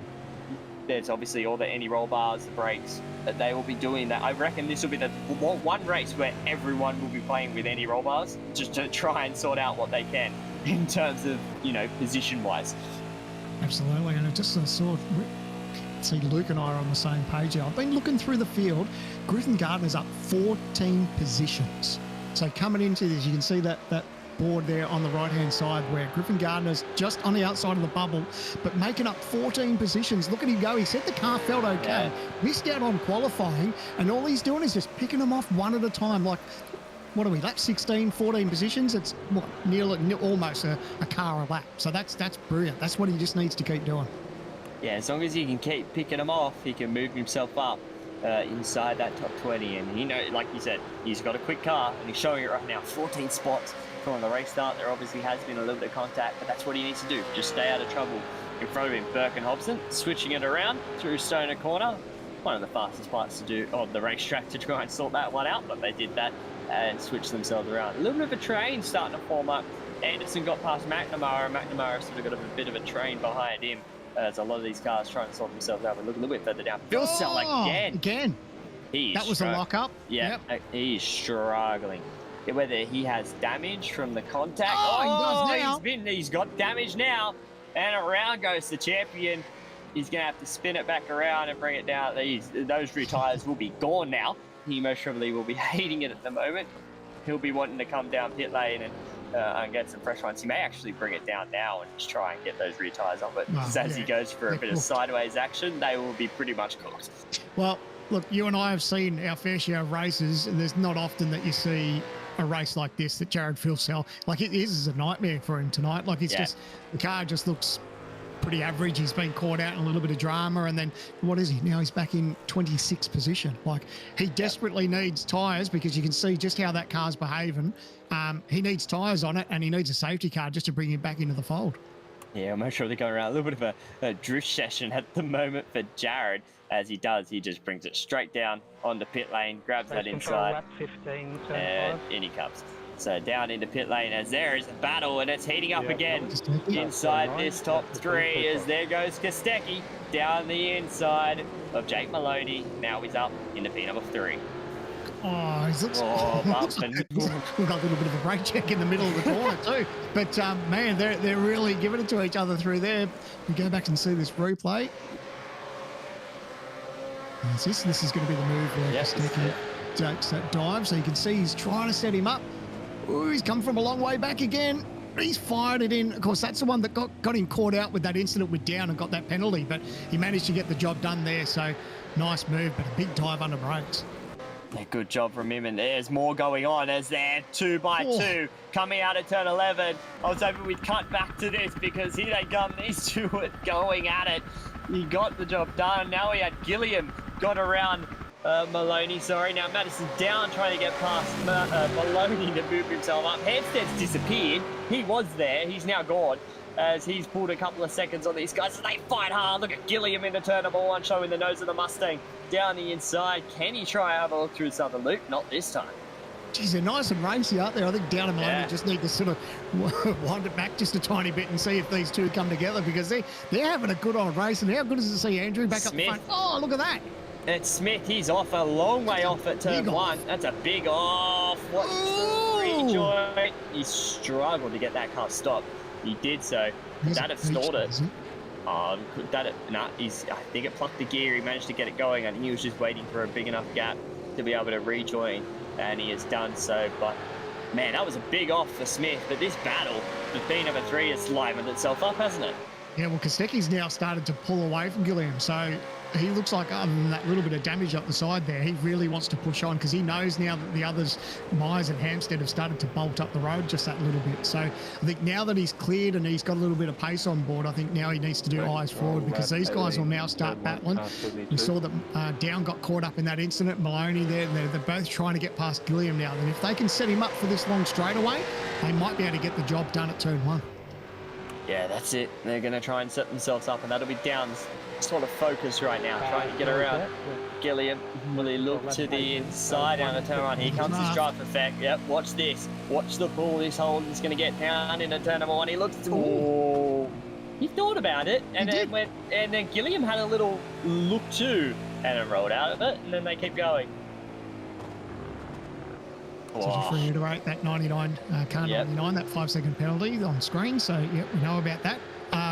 But, yeah, I actually thought that Down was going to make that move up the inside. So, yeah, I mean, he just didn't want to do anything silly, just wanted to make sure that he was going to get the move stuck, and decided just to sit back for another lap or so and just think about it a bit more. Yeah, he just sort of rolled out and just thought, maybe not this lap, we'll roll it through. But Gardner's moved himself up to 14th, and he's on the back of this big, long train that I was saying was behind McNamara, sorry. Rosella's now at the head of it. Anderson's sort of just starting to creep away. So this is that little barrel. Rosella's going around McNamara. Behind them is Burke, Freer, Hobson, and then Gardner. So it's an SSR train at the moment with Gardner slapped on at the back. Stenberg's just behind as well, but 15 spots back that has been gained from Griffin Gardner. He needs all these spots for this championship. Absolutely, and the one thing I love about looking at his car at the moment is that it's straight. There's no panel damage. Yep. He's got the car nice and straight. He'll be thinking about his pit stop soon, and if he thinks about maybe pitting a little bit earlier, he may be able to jump these guys on fresher tyres. Well, that's what Gilliam's done too. I'm thinking as we ride on board, Gilliam's thought the same thing. Come down, get out of that battle, try and pit. Is he going to do the same? No. I thought that could have been a good spot. You know, a lot of people are going to be coming down. Maybe he may go longer. Maybe he may try and go longer in terms of just try and get a little bit less fuel for later on in this race. You can put a bit more in. He's got the car speed. It's showing. He's moved himself up. He's only 16 seconds off the lead, and a lot of that you lose in terms of lap one. Oh, we've got a car requesting a tow. That's Jamie Dyke. This could be a safety car. It's a long way off. It's all the way down at Miller Corner. But this could bring out a safety car. I believe that looks like it's a blown motor. Yep, there it went. Yep, blown motor. And there's not much you can do with that. It's taking it all the way down the exit at Miller Corner. That could, it's a hard one. It's always a position where they could throw a safety car or not. And it'll be up to race stewards to decide. This could see a lot of guys dive in pit lane this lap, even if it does or doesn't. Yeah, I think he's enough where he's out of the way where it won't be a safety car. It's not up to me to call, but he did the right thing. How good of him just to drive straight ahead. He could have just kept going. Oh, that's Loxton. Oh, no. He's rejoined. He's rejoined, and it's all good. Damage. Looks okay for the most part, but Loxton fighting for that top 20 position. He was the gatekeeper. Yeah. Oh, it's going to suck. He's going to be playing on his mind. But Dyke has been able to get back to pit lane in terms of getting that escape. So no safety car as Brody Kostecki from P3 comes down onto pit lane to serve his first round of pit stops. I like this. I like that he's done the bolt into the lane, put on some fresh tyres, a little bit of clear air, and see what margin he can close up. You know, yes, he's got that penalty hanging over his head, but still we worry about that, I guess, at the end of the race. But I like the idea that, you know, people are starting to go in and pit and have a run on those fresh tyres, because you can make up so much ground around here. Yeah, we should be able to serve that 5-second penalty now, I believe. I'm unsure. There's been so much going on in my head that I can't remember that right now off the Yeah, top me of too. my head. So I'm like I'm literally emotionally going to fish up the ops manual that I usually have it up, but I just haven't today with everything going on that I completely forgot about to bring the ops manual up. So that'll be something I'll have a look at to see whether he can actually serve that now. But if he can, it puts himself in, gets that 5-second serve and then go again. But Burke right now, that we ride on board or have a look at right now, it's a bunch of people come down pit lane, Rudd, Burton, Warboys as well as McNamara, who's inside that top 10. Burke's doing a good job inside the top 10. This train. That was behind another person off the road. That's Smith. Ben Smith. He was off at turn 1. Now he's off at Miller Corner. It's been a struggle, that corner tonight, hasn't it? Yeah, it surprised me. If you had said to me tonight which corner's going to probably give him the most grief, I mean, that's not the easiest corner, but it has been giving us more grief than we would have expected tonight. So, yeah, it's certainly been very interesting to see how it's all played out. These guys, especially in the braking zone, locking up brakes and tyres. It's it's very, very interesting. It's been one of those interesting nights, to say the least. As Fritter comes down on the pit lane, so does Gardner and Jack Boyd, all coming down the pit lane. This is the first man that has stopped Andrew Gilliam. He was just behind those other guys, and he's come out a fair way in front. So I'm going to guess Kostecki has put on fuel, a lot more fuel, and then also done his penalty, because he's a long way further back than Gilliam when he was in front. And again, we spoke about that, possibility of a safety car. We just, who knows whether it may play out. But man, if something like that happens and he's taken that penalty and put on that extra fuel, bunches the field up, that's huge when a safety car, or if and when a safety car does come out in those situations. As this is Kobe Jones on the inside of Greg Favell, who locks the inside front lock, and then off he goes again, runs a little bit wide. He had to rejoin. That was he was struggling to pull that car up. The flash that came up for the penalty was to Tom Freer for contact with Ben Smith. So that's a penalty for Tom Freer in the 707 that he's going to have to serve as well. But that was Jones moving up another position to P11. Halfway through the first round of pit stops here for the Logitech Supercar Pro Invitational. Final round of the 2022 championship season. Myers is currently out in front with Hampstead P2 with down P3. None of the leaders coming down on pit lane. Will Jones join him? No, Hobson is coming down on the pit lane though in P number 9. So we look at a replay, and this is that contact that we said between Tom Freer and Ben Smith. That Ben Smith was off the track at turn 1. Oh yeah, that's a big moment. And then this is what I was saying, off track, there's no grip. There is absolutely no grip on the grass anymore, and you can see brakes. It just wasn't going to stop, and he got it stopped, managed to get it refired, and then plucked the gear and kept going. But that's a big lose at turn 1. Anyone who's had a moment there knows exactly what he just went through, because you're going through a state of emotion. It's like, crap, I've been hit off the track. And it's like, crap, I'm sliding through the grass. Sorry, Anderson inside front lock again, and he nearly ran off the road. Sorry to cut you off there, Sam, man. I thought he was off the road. It's amazing how much we're seeing that tonight. I know we keep talking about it, but it's really catching us out. It's more catching them out too. Yeah. Like, really surprising. I'm very shocked. But yeah, like you're saying, you run wide at Deward Corner, you're in a world of hurt, and then you're always like, I gotta pull this car up. And it looks like that's even tougher now with everything else that's going on, as these guys are struggling to pull it off. As our race leader on the pit lane on lap 23, Brady Myers, a comfortable 1.6 seconds gap. He's going to bring it down pit lane to serve his first compulsory pit stop. There's a down stayed out, Mahoney stayed out. I wonder if I was wondering if the TTR guys were all going to pit the same time, but obviously not. They're playing their own little strategy game in amongst themselves, aren't they? So Meiser came down, Anderson came down, who was TTR as well, even though he's in the cool drive entry. Rosella and Stenberg, who is TTR, is Stenny, so he's come down as well. But these guys have all stayed out. They feel like maybe they can try and gain a little bit out there to the track position, but as well, maybe they're all going, a lot of people are making mistakes. We could see a safety car at this point, or they're just like, let's just run the fuel tank out and see where we get up to and put as much as we need to towards the end. Could be that game as well. Yeah, and they'll have people within their teams looking at what times the others are doing, when they've pitted and come back out on the racetrack, they'll see if they're actually in a bit of traffic. So if you find that the drivers with fresh tyres are in a bit of traffic, then sometimes, even though you're on older tyres, if you've got that clean air, you can sort of hold out for a few laps and then have that fresh tyre advantage towards the end of the run. So yeah, it swings and roundabouts a little bit, but I just love that strategy part of these long races. Yeah, strategy part is always a big thing when you come into these long races. And look at this battle. Stenberg in front, who's just come out of pit lane, and he has got Kostecki, McNamara and Hobson all in a big fight that is going to be just on the outside of the top 10 at the moment with these guys that come down pit lane. Will Kostecki, Hobson's going to have a look to the inside of McNamara. Job done, and moves himself up another position to P15. Just watching to see if, with that battle with Kostecki and Stenberg, if Stenberg can do his best impression of Sergio Perez, maybe just sort of helping out a TTR teammate, all that. But no, they are still having sort of a good run and a good tussle. But I'm really surprised that Hampstead down and all that. They seem to be pretty happy with their car, and they just seem to be keep trucking along. What is it, like 25 now or 60? Yeah, they're still trucking. I'm actually surprised that I thought Kostecki was going to throw it down the inside there in the MG. Yeah, it had that characteristic, the way the nose was pointing toward the apex, so I thought he was going to throw it down the inside, but he didn't this time.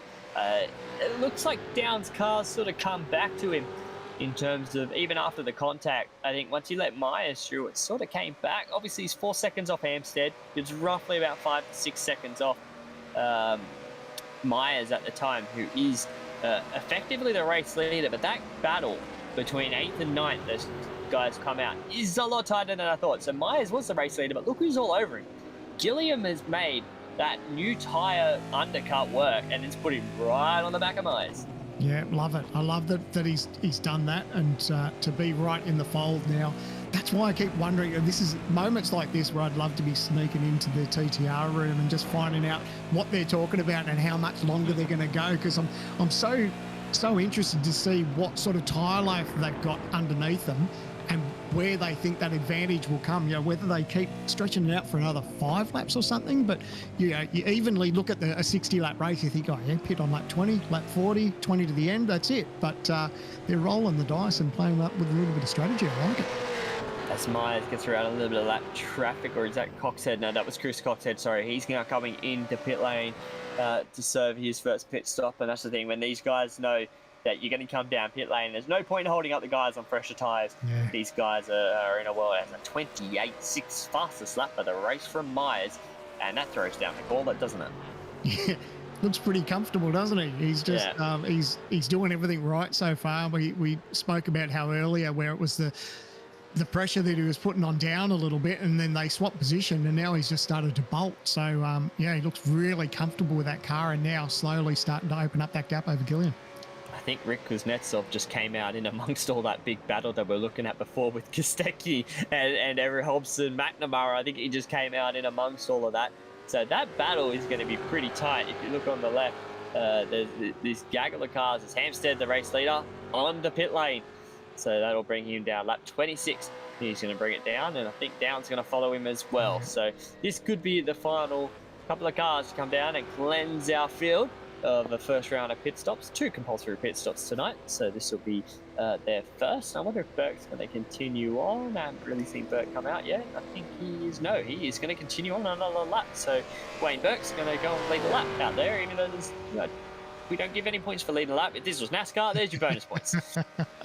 Yep, no, he looks happy. He's content to keep going. But again, it's rolling that dice with strategy and the possibility of a safety car. I think now the way the field is sort of sprung out, you probably don't imagine that we're going to see a safety car, but hey, never say never. We've seen some crazy things happen in sim racing, but I'm keen to see how it all plays out. And you can see now the field will now start to shuffle around as we see these drivers now who have had their pit stop now rejoining the field. Yeah, so basically the field is cleansed but Wayne Burke. So everyone has had their first round of compulsory pit stops, and now the field will sort of get an idea of where everyone stacks up after that first round. At the moment, Anderson looks like he is all over the back of Sean McNamara. He won't have a look to turn one into doing. Yeah, he just sort of sat underneath that rear wing, and let's see what he does into Southern Loop. he's not going to be close enough there, but it looks like he has pace. He's trying to regain from that little mistake earlier on, isn't he, Sam? And he needs to try and get back into that top 10 of where he was. Yeah, it looks pacey here. I reckon he's going to make a move up the inside here. Anderson, that car looks really good. It moves to the inside now, pulls it up, doesn't lock it. Beautiful move. Got the job done. That was a great move from Josh Anderson. That is a textbook pass down in the middle of the corner if I've ever seen one done. So that was a really good job. You know what it is. It was a cool drive. Yeah, there it is again. Come on. Yeah, there it is. It was a cool drive. We've got to give you that one. We should have had a count of how many times you could do a cool drive final season. I'm sure it would be double digits by now.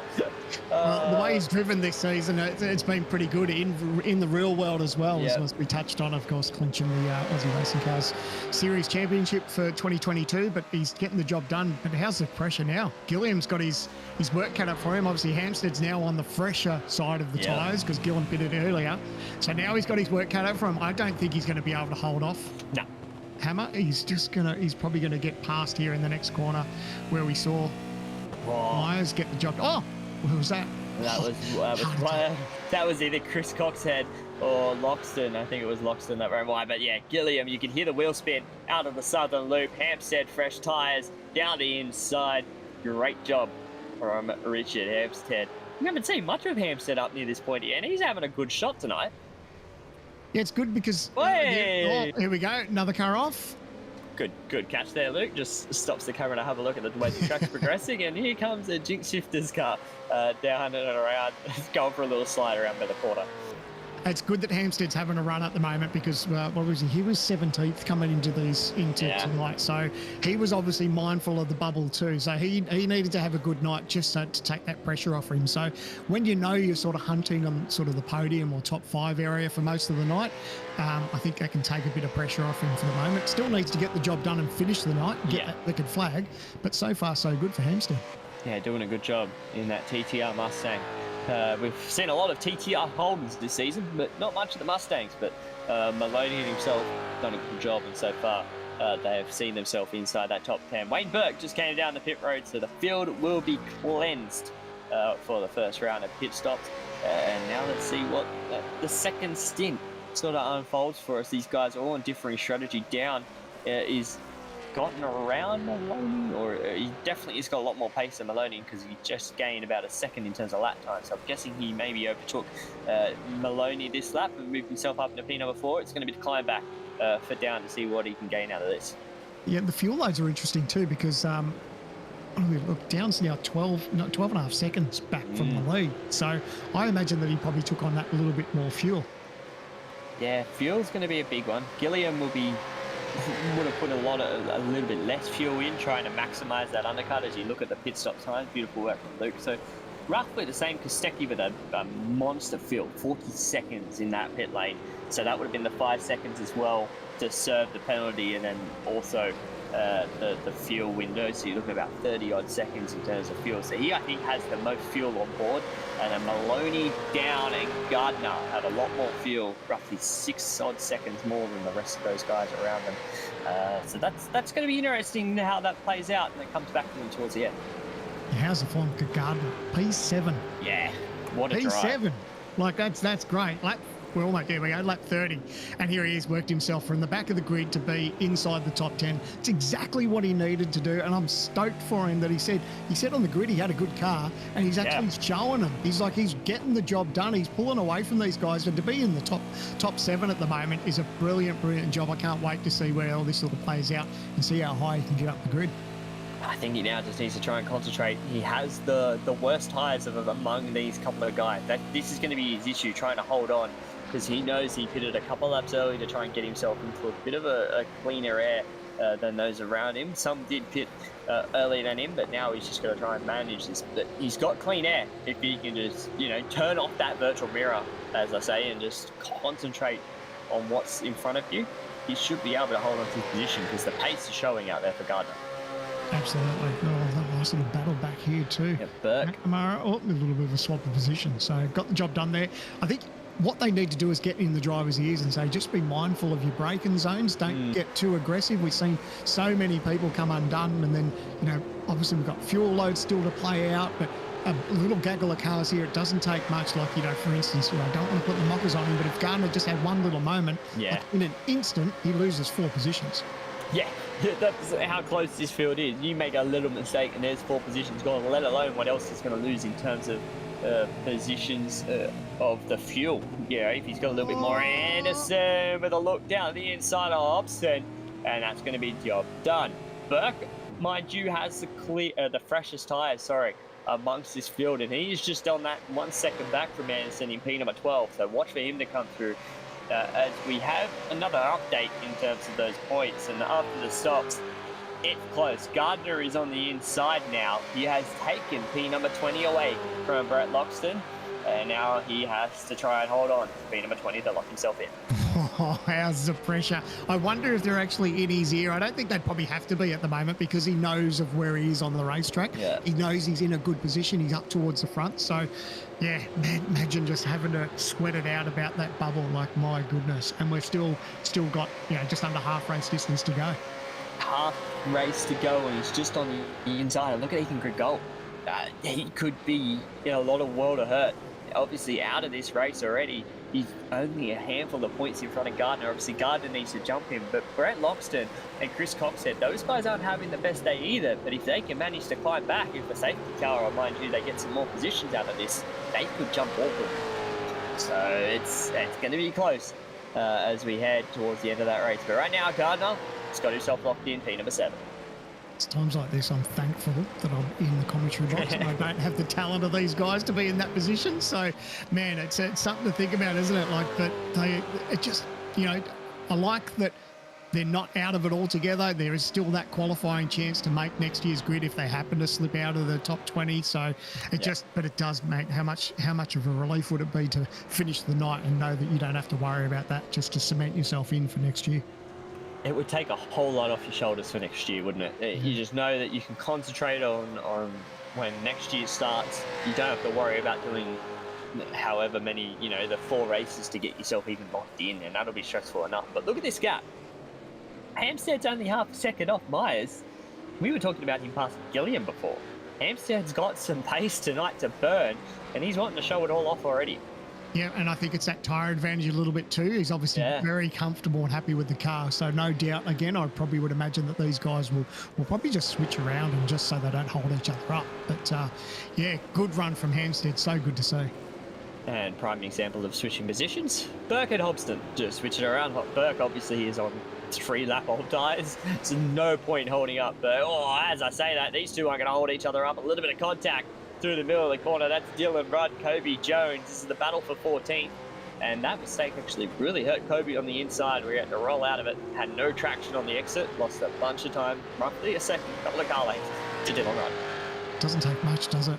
We spoke about how sometimes, you can just make that tiniest little mistake and you can get done by a handful of cars. And then it's frustrating, isn't it? You get caught up and you're out of rhythm and you're trying to get back on the throttle and you're spinning the wheels and you're trying to get back on the track and you just want to try to make up what you've lost. But it's a long game, isn't it? You just got to keep pushing on and not try to do anything too silly. And it's so easy to get caught up and getting back on the racetrack and you don't want to spin up and then lose more.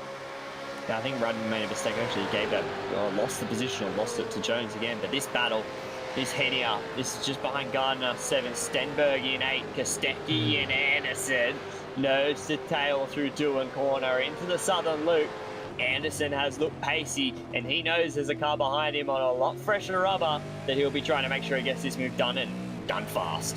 You said you didn't see much from TTR Mustangs this year. Yeah, here they come. Josh Anderson's now going to give you some action too, because he's going to fire to the outside, or Kostecki's going to look for a move up the inside. Doesn't quite get it done, but Ando, trying to get it done. But now he's going to get swallowed up. Yeah, Burke swallowed him up. Wow, the defensive run from Kostecki. He's gone defensive, made Anderson have to open up the corner, and Burke's like, well, I'm on fresher tyres, so I'm just going to take this position. Well done. Watch this. Look at this. He knows, he's going to go around the outside. Bang. A little bit of a shot in the middle of the turn, but yeah, you could see that he was stuck out wide, so he was like, right, if I can just turn in, get on the power, I can get that job done. So a little bit of nose to tail, but that's all part of it, isn't it? That's still touring car racing. Yeah, that little bit of contact, it's touring car racing. You get over that and you move on, have another crack at him and keep digging. And that's what we love about these race cars. Out in front, Hampstead, roughly now just 4/10 away from Brady Myers out in front. Those two sort of comfortably controlled in this race. Obviously, Myers has done that. Then we go back to this battle, which is just on for young and old at the moment. Stenberg and Gardner have pulled a little bit of a gap while these two battle it out. Burke is on so much fresher rubber that he could easily chop all these guys up and get himself up in front of Gardner in P7. It's one of the best feelings, isn't it, when you're on fresh rubber and the guys around you sort of struggle a little bit. It makes you feel like Superman. Like, you can see just how much exit speed he's got to the back of Kostecki. Don't be surprised. Like, Kostecki's going to probably put a block on him, but he'll want to look to the inside here. Oh, he didn't quite put the block on, so he probably knows, he can see that he's coming. He's got the fresher tyres. A little bit of a lock. I was going to say, he locked it. And look at all that. And Anderson got through a Kostecki in all that. And he goes, he shot him down the inside. Giving him a shot. Oh, I was waiting to see how that unfolded, but man, see, it just took. I saw that little bit of a lock, but I thought he was going to get away with it. But the car just darted off onto the grass, and then obviously that little coming together with Kostecki and Anderson. So let's go back to a replay. You see Anderson, he can see what's all playing out in front of him. Offline. Under brakes, a little bit of a lock. Yep. Can't pull it up. Anderson's gone, you beauty. He's got the job done. How far's Kostecki come back? Oh, a little bit of cost. Oh, and he's given that tag. So tried to dive up the inside. There was not enough room, and unfortunately gave him a tag. I wonder. Well, let's leave it up to the stewards. Wonder what they'll do. Leave that one to them. They can play with that one. But Burke had so much fresher tire. Here they are again. Anderson and Kostecki, round number 3. Ding. Let's fight. Anderson to the outside. They made contact in a straight line. No way they're going to stay on. Yeah, I knew it. There's no way they were going to stay on. They're going to struggle to stop. They're going to struggle to stop. Oh, wow. That was a huge... I was almost surprised that Kostecki just didn't let him go because you could see how much... Where's Anderson gone? He's just... I think it's disconnected because he was going so far on to the other end of the racetrack. The game would have just... iRacing just gives you a no. You can't do that. Mate, I think this is how... I'm surprised. I don't know. I think Kostecki should have let him go. He knew that you could see how quick Anderson was. He obviously had the fresher tyres. Yeah, I don't know. Let's just have a look at this replay again. Let you call it. Yeah, down. He goes to the outside. Oh, he's tried to come over to like squeeze the line off, but Anderson didn't move over to the white line. And then this is the issue now. There's no grip on that grass. It has a little bit more grip there used to be in terms of how you can handle, but now with the soft texture. Yeah. That doesn't look good from either angle now. I'm going to leave that one up to the stewards. That one's, I'm not going to say much on that. I'm going to leave that one up to stewards because that doesn't look good for either of them, to be fair. So we'll let that one play out in the stewards room and not here in the commentary box because both of them sort of don't want to, that's not a good look for either of them as they head down into turn 1. And like we were saying as well, down as soon as they got off the track, this new soft surface, there's not a lot of grip and they both couldn't hold on. And that sent them both off into the tumbleweeds for quite a fair bit. As we look back up the front, Hampstead has gotten around Myers. Yeah, so good little bit of a heads up racing between these two. You just see when battles like that happen, it's like, if there was just a tiny bit, little bit of give and take between those two, those guys would still be in the race and be in the thick of it. But now, unfortunately, it's race over for both of them. I can't see, I don't know what's happened to Anderson if he's out altogether. So, it's just a bit disappointing, unfortunately. Yeah, a bit disappointing for both of them, and I'm sure they will have some words after this one, and I'm sure the stewards will have some words with them as well. But Hampstead out in front, near race leader, lap 36 here for the final round of the Logitech Supercar Pro Invitational for 2022. And it's Richard Hampstead. It's an old name out on the top. So he's going to hate me for saying that, but I'm gonna get everything thrown at me after this race. But Richard Hampstead out in front and doing a commanding job of it. He had driven up to the back of Brady Myers in this second stint, gone around him, and off he goes again. I'll make you feel a little bit better. How about an oldie but a goodie? Like, it's so good. There we go. Yeah. Like, Hammer's been up the pointy end for a long time. How long now? Yeah, so it's so good that now he's sort of got that run now, and he seems really comfortable with that Mustang. It seems hooked up tonight. So he's making hay while the sun's shining. He was close towards that bubble, but I think where he's at the moment, he's got no fear of slipping out of that at the moment. So lap 37 to 60, and he's getting the job done. So well done, and so good to see Richard Hampstead up front. Yeah, he's done a good job. He has been around longer than I can remember. I think he was around with the good old days of all of them. And especially with that Tats dot, I think he was in the Tats car, wasn't he, as well, from memory? Mate, you're taking a trip down memory lane there. I am. Long way back. So that's a long way back.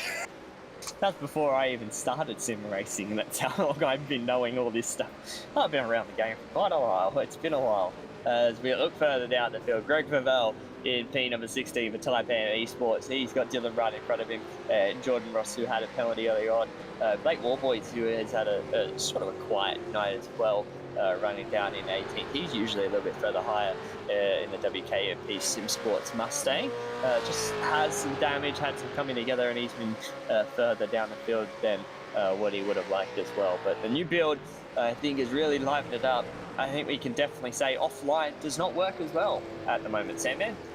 Yeah, and I guess, that's the way it should be, isn't it? You know, I mean, at the end of the day, when tracks rubber up, like, you see circuits all around the world that as the race goes on, marbles build up on the outside of the racetrack, and you do have to be mindful of staying online in certain areas of the racetrack. So I think I like that's part of it, and it's just a little bit of mindset that you need to think about as races go on, and think about how you're going to get your positions done.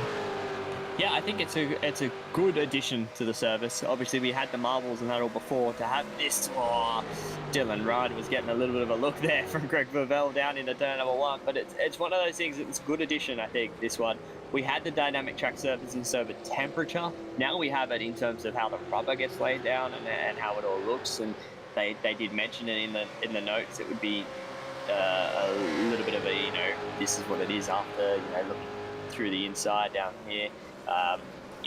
That's what it's going to do offline. You'll struggle towards the end of the race with the marbles as well. It's going to be difficult to go offline, and that's what it's showing today. And I think we're only 38 laps in to the 60-lap race, and it's already one of those things of being like, look, it's starting to show those little glimpses of as soon as you go offline, it's going to be difficult to know what you've got underneath you. I'm surprised because I haven't seen a race where there's been that many drivers caught out. Like, to see, like, if I'd have said to you, we're going to have so many people having dramas with locking up and going offline and staying on racetrack, like you wouldn't have picked it, would you? Like, so no. That's the unknowns, and I guess, everyone pretty much been on a level playing field because people have had either work commitments or other commitments through the day where they haven't been able to test as much as they would like when a build gets released on race day. So I like it. It's thrown a bit of a spanner in the works, and it's keeping everyone on their toes. That it has, and it's going to be interesting to see how it all unfolds with all the new build activities that came out, and as well, just before, which flashed up on the screen, post-race review of that incident between Josh Anderson and Brody Kostecki. Not surprised there. They will sit and dive down into that. Jordan Ross down the inside, commanding move into the southern loop. Another person that does a lot behind the scenes for this series and does a good job to move himself up another position into P number 16. But Gravel, he's not living this one down. Will he have a look down the inside in that Taipan Esports Holden? No, he doesn't. More smoke going down into Miller Corner. Miller's living up to his name tonight, isn't he? Absolutely. You're the same. Like, every time I see a little bit of puff of smoke, I think, oh, what are we going to see here now? Like, stay on the track. But yeah, it's interesting. I'm so keen myself just to get behind the wheel and get a feel for what these changes have been like, because it's obviously been something that we've been talking about all night. But how's this battle up front? Lucky, I guess, they're between teammates because the pressure's on when you've got someone right behind you. But thankfully, you can breathe a sigh of relief when it's a teammate behind you. They're not going to make that dive or not put too much pressure on you. There's always a little bit of communication between teams, and especially I can only sort of speak on behalf of TTR. But there is a lot of talk between the drivers when they're racing each other, and they will swap around, and we've seen that tonight. And that's what I like, that teamwork between drivers. It's really good to see. Yeah, and it's on display, full display tonight, especially for TTR. Hampstead, Myers, Gilliam, Down, and Maloney. That is your top 5 at the moment. The pit stop strategy, I think, is going to play out a little bit soon, Sandman. We've just hit 2/3 distance to get this one, and Hampstead right now has a quicker pit stop as Ross looking to the inside of Dylan Rudd, but that door's going to shut on the exit. So Hampstead had a quicker pit stop than Myers, which is why he sort of gained that time. But again, it's all going to come down to how they get that fuel and tyre stint at the end. Down had the longest stop of that top 4 at the moment. Look at that. He was never going to stop that car. Dylan Rudd was nowhere near going to stop that car, and now he's off in the kitty litter, in the grass, and going to try and look at the struggle to get that car group back up and back on the racetrack. He just was offline. He just defended that half a car width offline, and he was never going to pull that car up. It's amazing, isn't it? As soon as they touch the grass, just to see how far the car drifts, away from the racetrack. Like, that's, definitely. Oh no, Phil Cell. More dramas again. So this is going to be a night that he just wants to forget about. I think he's just enjoying himself. Yeah, I think he's just enjoying that he is the champion. And lighting up the tyres. Yeah, because I think everyone is just struggling. Is this another inside front lock? Rear's locked. I think that was Rear's first, and then it's just, I don't want to touch the grass because I know where that's going to end up. Inside front at the end, and then just, slide it back on the way out. There goes Jared. It's all about, like you said, it's enjoying himself now. He's got the pressure's off, obviously, for tonight, and he can just trundle around and, think about how his season's been and, walk away from the series as the inaugural championship winner. It's been great. Yeah, it's going to be one of those nights to forget, but the season he will remember. I am most sure. It's always good, like you said, to win the first one. To take out the inaugural championship, he'll be happy with that. But here comes a little bit of a live battle between Hampstead and Myers. Hampstead, I think his tyres are starting to fall away, aren't they? That sort of brought Myers back into the end of this stint.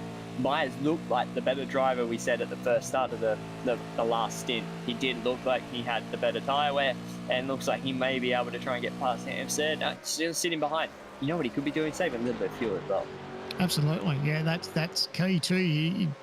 The more fuel you can save, the less time you can spend in the pits. So they'll obviously be thinking about that. They know that's not too much pressure. What is it? It's 4 seconds sort of back to Gilliam. So they know that they can sort of just hold out and see how it all plays out for the next few laps. But if he does feel like he's getting held up a little bit too much, we've seen it again tonight. We spoke about it before. They will sort of swap around. So we'll see how it all goes for the next. A little bit of a lock break too, but he's managed to stay online. Yeah, just a little inside front lot. They are all struggling under brakes tonight. That is going to be the talking factor, I think, after this build and today of trying to get these cars stopped. I got a charity event on the weekend. I'm running in that Jimmy Broadbent 23 hours of Zolder in the supercar. I think I'm going to have to go back to the drawing board if we're locking brakes here already. That's going to be 23 hours out there with the cars. It's going to be prone to doing that. Maybe a little bit of fun. So we'll see how that goes. But it'll be a good charity event on the weekend. But Sean McNamara just on the outside the top 10. As I say that, Burt runs wide on his fresher tyres. I thought McNamara was maybe going to have a better run down into Siberia, but they're really struggling. I'm glad we're in the commentary box because it looks like it's a just struggle street out there tonight. Isn't it? When you get into those races too, where you get nervous about your braking zone sometimes, and you're just on the throttle. And like I've had times where I panic too much and think about it too much, where I'll actually get cramps in my braking leg just because I'm so cautious about how much pressure I put into that pedal. So, thankfully we probably won't see anything like that. But it's certainly thrown a bit of a spanner in the works. As Gardner comes down the pit lane, so does Burke.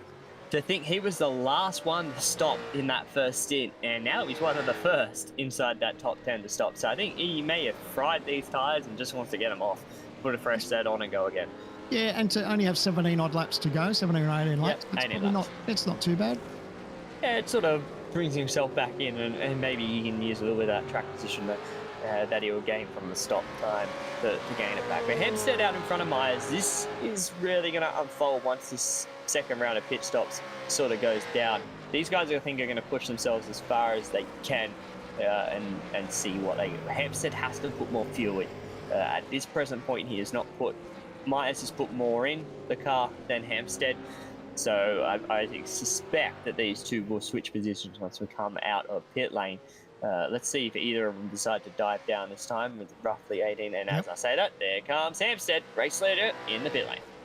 Yeah, so this will be his last stop for the night. Put on that fuel. How good is it to see? I know we touched on it before, but it's so good to see Hammer up the front. And hopefully this is a sign of things to come for 2023 because, he's a good operator. He's fast and he's really showing tonight that he hasn't lost his touch. He just might have just lost his way a little bit. And hopefully this can be a sign of things to come for 2023. He's done a really good job tonight. Hats off to Hampstead to get it up there. And it's been a bunch of good drives out there tonight. And I'm sure we'll make sure we mention them later on. But here comes Jordan Ross. He's going to have a look on our race leader. The two of them are side by side. So Ross is laps down, or a lap down. But I do believe he has just come in to serve his second pit stop, which he has done so. So technically, he's on fresher rubber. But Myers is the race leader. Yeah, I think if I was Myers, I'd be tempted to let him go because you don't want to battle someone on fresh tyres. So it's going to get closer here. And, you just hate for just a little lock break and get drilled into the back of. And then Myers' race is is going to be a little bit on struggle street. But you'll probably see how he goes down this front straightaway. But I think I'd be very tempted to let him go unless he's thinking about pitting in the next lap or so. You'd have to pit this lap. If he hasn't let him by, you've just got to come down. He may come down to cover off Hampstead, and that's what he's done. He's going to cover off Hampstead. He doesn't want to let Hampstead get too much of that fresh tyre undercut. Into pit lane comes Brady Myers, and that will be his second stop. I wonder if Down and them will follow as we look at this battle. Warboy is going to go to the inside and Greg Favello into turn one, and good job. Down the inside, clean move. The one thing I like about the pit stops happening now is that we know where everyone is with their fuel strategy. We touched on that some drivers need to take more, some need to take less. So once all these play out, this is sort of last 10 laps or so, once everyone's done, is really going to be interesting to see where all the cards lay, I guess, at the moment, to see who's on what as far as fuel and what position they are on the racetrack. I think that'll be, where we sort of start to see where everyone funnels in. So Down, there he is. He is coming down into Miller corner. He has not stopped for the second time. Maloney is in P2. He is not stopped either. The first of our stoppers is Brady Myers, and there is that roughly 3 seconds gap back to Hampstead that he does have. So here is Myers, and he's got 3.5 seconds back to Richard Hampstead. So that was where we sort of saw that swing. There is the gap. Beautiful job from Luke, as always, as Griffin Gardner just goes and lays down the fastest lap of the race. So he said that car was fast, and it's fast as he goes and punches in the fastest lap of the race on fresh tyres.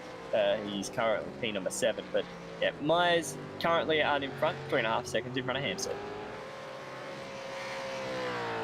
And we touched on before just how clean Gardner's car is. He hasn't touched anyone. He's made his way through the field. Others have made mistakes in front of him, and that's what you need to do. Sometimes just putting pressure on people and making them make the mistake just makes your job so much easier. And I love that, sometimes you'll hear people say, oh yeah, I've got a pretty good car tonight, and then, something doesn't happen and they don't get the result they want. But it's so good when someone says, you know what, I actually have got a good car tonight, and they prove it on the racetrack. Like, we haven't seen a safety car or anything like that bunch this field back up. This has all been pure pace from Gardner. So he's now into P7. That's just a terrific job, and he'd be mega proud of that. Yeah, he'd be super stoked for that. He wanted to get inside that top 20, and at the moment he has that position locked down, that bubble spot to qualify automatically for next season's Logitech G Supercars Pro Invitational. That's right, we're coming back next year. The qualifying series takes place in February. I'm sure there'll be more news to come out about that in the new year, and that calendar is looking spicy. Phillip Island, Hockenheim, Sandown, and then Bathurst. And they will be the 4 rounds that will get you locked in. The top 20 of that series get locked into the bottom 20 of this series, or the top 20 of this series. And you all come together to fight again for the 2023 Logitech G Supercars Pro Invitational. I can't wait to see who joins up. I know there'll be some quick guys in that sort of Pro Series qualification, I should say, or Pro Invitational qualification series. And I can't wait to see what that. I don't know whether we're going to be commentating on it, Sam, but I'm sure we'll be watching the action because we'll need to for next year. Yeah, we'll need to pay attention. I'm actually looking forward to seeing who comes through the ranks. We may get a name that we just haven't heard of before. Exactly. And they could be mega fast. Like that's the beauty that I love, that it's open to everyone. Anyone can take place. If you are interested in getting involved, you are open to have a go and make the grid to make it into the top the 20 that will make the top 40 for our series. So really looking forward to seeing how it all plays out. It's going to be an absolute ripper. Yeah, I can't wait. In the current gen supercars, it's going to be one of those type of things that will bring to fruition for next year. As Brady Myers goes down and lays out the 28.2 fastest lap of the race. 28.4 was Gardner last time. So Myers has just gone and bettered that by 2/10, and I think he's just short now. Say, all right, I've got clear air. I know this tyre set doesn't need to be on this car at the end, and he's going to push it as hard as he can to try and finish this one. Down to Maloney, the two that haven't stopped so far out in front. So we'll see where those two line up. Down did have a shorter pit stop time in terms of fuel to go on board, but it's roughly 30-40 odd seconds. I expect he's going to come up behind Gilliam in front of Gardner is my guess. Maloney, I'm going to guess, will be roughly around Rosella and Hobson. Maybe Stenberg as well may get in that little battle. It's been a pretty good showing from the TTR cars, isn't it? Like, yeah. It's just, they've obviously had a really good week leading up to this, and they've tested really well, and it looks like all the cars are pretty much behaving themselves exactly the way they need them to. So good showing, and it's nice when you get a consistent run throughout the entire team where everyone's car is pretty much on the pace. It's so good to see, and they'd be absolutely stoked, and now just sort of counting down the laps to see where it all plays out, because obviously, you know, who do you want to beat first? It's always your teammate, isn't it? So there's a little bit of rivalry between them all. They'd be all pretty keen to beat each other. Yeah, they would be. It's always beat your teammate first. Unless you're in a team championship that you're fighting for, because here comes Warboys and Freya side by side. Oh, it's through Hayshed. That's not where you want to be side by side. Up over Lukey Heights, down in MG, and Freya going to sit in behind another time. He had a look, just wasn't able to carry the speed and momentum over Lukey Heights. So have a look down the inside turn 10. I feel like that would be a dicey spot to have a move right now with the way this track is set, man, because you wouldn't really know what you got down that inside. It's very committed passing opportunity down into turn 10. But he's got the speed. Look at this straight line draft this Mustang's got to have. Down the inside of Warboys. A little bit of damage to the right hand side of that Mustang's not going to help him in a straight line. And Freya going to take the position away. How good's that? Set him up on exit, had a nice run, used that slipstream and got the job done before into turn 1. So nice run, and now he sort of hopefully just put a little bit of a gap on him. But that was just a brilliant textbook move. Good textbook move and good pass, and good to ride on board to see that draft effect of these cars. Down is on pit lane for his final pit stop. Maloney came in last time around, so he served his one, and Down is now on pit lane, and this will cleanse the field. As Madsen Down sits there in 77 on pit lane. Our pole sitter for tonight, Myers goes past him. Hampstead will go by. Brett Loxton, who is currently a lap down, will as well. He may come out, like I said. Gilliam, Gardner, that gap. There goes Gilliam. By, and he will slot him right in behind. Isn't it? It's one of those feelings that when you're on pit row and you're just watching that fuel to make sure you got enough to get home, and then you hear the cars going past, like, crap, there's one, I got to get more. There goes another one. It's like, man, making my job harder and harder. But I guess where he's come out now, he's on fresh tyres. You know, obviously Gilliam's got a few more extra laps on his, so possibly Down will probably chase him down, so to speak, and it'll be a good little battle. But yeah, he's going to have his work cut out for him if he wants to close that gap back to sort of Hampstead, because that's what are we talking about, sort of 6 seconds. Yeah, I don't think he's going to get Hampstead unless something happens to Hampstead. I don't think he could close that gap up. The issue is he has 5-second fresher tyres to Gilliam and Hampstead. Yeah. I think Dowland's going to have a lot better tyres. I think he could really put the pressure on to get that P3 away from Gilliam, and he'll be pushing for that because he would really want that with his two teammates, 1 and 2.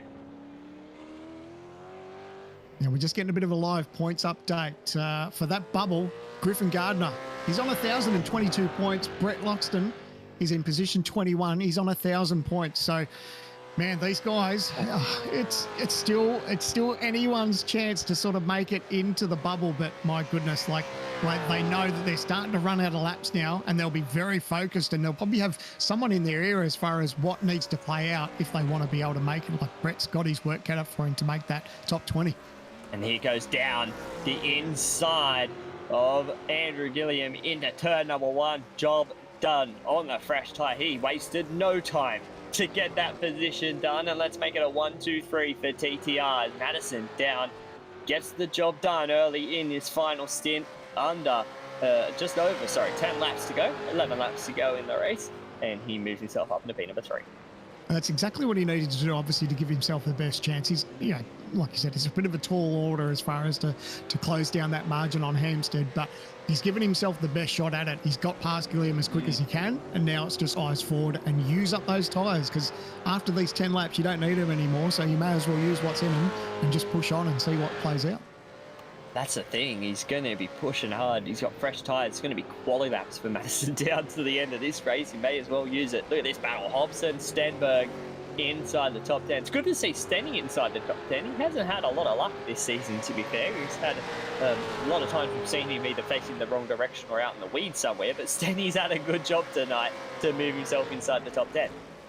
Absolutely, and yeah, he's a good driver, and he's obviously capitalised on a good test session coming into this weekend. You know, like we said, all the TTR cars are really on form and on pace. But yeah, like it's so good to see that Stenny's in there. He's had some rotten luck throughout the season. We've seen him get caught up in some drama that was absolutely none of his fault. And for him to have a strong run here is just proof in the pudding that he deserves to be in the series. Yeah, and he's done a good job to get himself inside that top 10. He's currently on the outside in terms of the points. He's actually in P number 23, so he may not lock himself in. I don't think he will lock himself inside that top 20, but I'm sure he'll be back. I'm sure he'll want to try and do that qualification. There he is. He is P number 23. He's just sitting on the outside, and it'll suck for Stenny. He'll be wanting to try and get back into this championship, and I'm sure he'll do that qualifying series. And like you said at the start of the show, Sam, man, it's that the first round is Phillip Island. This is a great start to get yourself to that rhythm for next year. And not bad stable to come from when the TTR are having such a good run here. Yeah. So, you know, when you've got the likes of Myers, Hampstead down, and they're all in your corner and they're batting for you as well. So, you know, he'll obviously concentrate on trying to put his best foot forward, and I think he should be okay to try and make that qualifying series. And here goes Coxhead. He's going to try now. He's one of those people on the outside. He's got Greg Favell in front of him in the Taipan Esports Holden. He's got a good run out of the southern loop. Really look to the inside. Yep, has a look on the dirty side of the racetrack. They were both very cautious into Miller Corner. They've seen everyone dive off the road there, but a good job from Chris Coxhead, and Greg Favell moves himself up another position to B18. Trying a little bit back on the mid corner. He got back on the throttle again, but he's like, no, he did get the job done, so I'm not going to fight him too much for it. And that's the best thing to do sometimes. You know, when someone gets you or gets your measure or has got that little bit of fresh tyres, it's best just to let him go. Just concentrate on your own race and let them run their own. You know, we already saw a little bit of drama what happened down that front straightaway when, you know, you got fresher car tyres against another car that's probably on older tyres, and you know, it's easy for the Knights to go pear-shaped. It's just best just to give it up and just push on and see how it all plays out.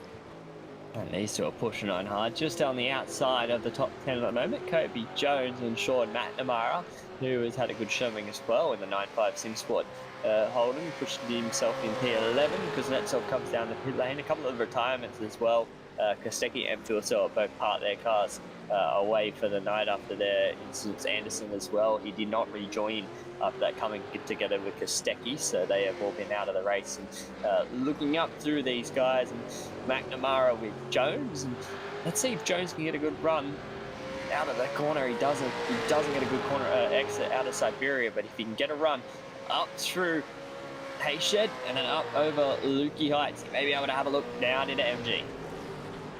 Just see if he could think about, he's going to think about making a dive. It's a little bit far back from where he's positioned, but a great part of the racetrack. Oh, he's just run a little bit wide, not that tyre, but it's a great little pace to get that move done if you can be close enough just to make that dive up the inside. Wasn't quite, but he may set him up here now because he'll be on the front straightaway, getting that little bit of sniffer to draft and hopefully get the job done by turn one. That's what he'll be looking for. Get that run out of the final corner, which he has done a good job of it. Now in the draft of Sean McNamara, Kobe Jones peel out to the inside. I don't know how hard he's going to fight this on the outside. Or they go side by side and do a corner, but it's all job done for Kobe Jones. Good job. It's like they were listening. That's great. Yeah, it's a really good job. Awesome job to get that one done. And one person we can bring in towards the end of the final race of the opening series, and one of the persons that has spearheaded it all, Brenton O'Brien. And Brenton, what a way to end the series. It's TTR out in front, but a great showing for the whole year. Yeah, look, I think the racing's been slightly off tonight. There's some updates with the track that have, I think, caught a few of the drivers out. But yeah, no, not long to go for the end of our first season. So I just want to thank you guys so very much, and thank Luke for what he's done for us, or for what the three of you have done for the broadcast. It's been a standout, and yeah, just didn't want to have the series disappear off to the distance for the year without acknowledging you guys for what you've done, and also the stewards and the work they do. So, no, just a quick drop in to say thanks.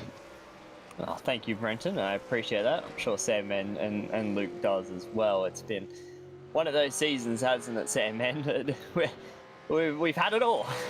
Absolutely, and it came from round one, didn't it, Brenton? Like, you know, there's a big shout out to everyone. There's so much that happens behind the scenes to put these series together, and proud to be a part of it. I was honoured that I was actually invited to be part of it, and to team up with Jake and Luke and everyone, like you said, behind the scenes that does all the stuff as far as behind the scenes work with race officials and everything else. Like, it's a big job, and I think you could be pretty proud, mate, to achieve what you have in its first year. Yeah, team effort by all, and thank you for those words. But yeah, team effort by all. But yeah, it's been a really good season. Like I said, we're not going to hang our hat on tonight. It's been, you know, overall it's been a good season for sure. And you know, by the end of it, we'll be looking at, you know, we'll get a vote in as to what our top what's the top highlight for the season. And I know I can think of some, but you know, obviously race one was a standout. Incident between Brodie and Myers at Bathurst, yeah, kind of stood out for all the wrong reasons as well. But you know, there's certainly been some highlights in here as well. So, no, a lot to look forward to for next season with the Pro Series and, you know, qualifying series, and a little bit of a smatter of maybe some Gen 3 action. Ooh, that makes people lick their lips, doesn't it? Yeah.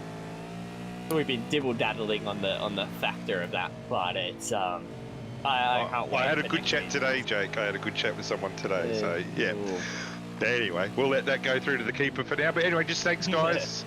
5 laps to go, so I'll let you go back to work. But yeah, just on behalf of everyone, yeah, your work's been exceptionally good, as usual, as expected. And yeah, just like to say thanks. Thank you, Brenton, and thank you to all you have done for both of us. And it's been an honour, I know for myself, to share a commentary booth with Stephen Sandman Clark. I never thought I'd say those words together. So, been an honour, and Luke has done a mega job all season long, the cameras and everyone else behind the scenes. So, been a pleasure. Thank you for having us, Brenton, and I can't wait for next season. So, we'll wrap this one up, but thank you, Brenton, for all you've done for us. Cheers, boys. Second that too, mate. Yeah, thank you. But look at the field, mate. We got Myers in first, Hampstead in second, Down in third. How's that gap between Hampstead and Down? Yeah, he's been chipping away ever so slightly, and this could also be the factor of the matter that Hampstead's tyres are starting to go off 6/10. Last time around was Down's time that he gained a 29.6 from Hampstead, 29.0 from Down. He is pushing. He knows he can get that P2 back off of Richard Hampstead. Don't think this is over between the teammates. They'll push each other all the way to the end.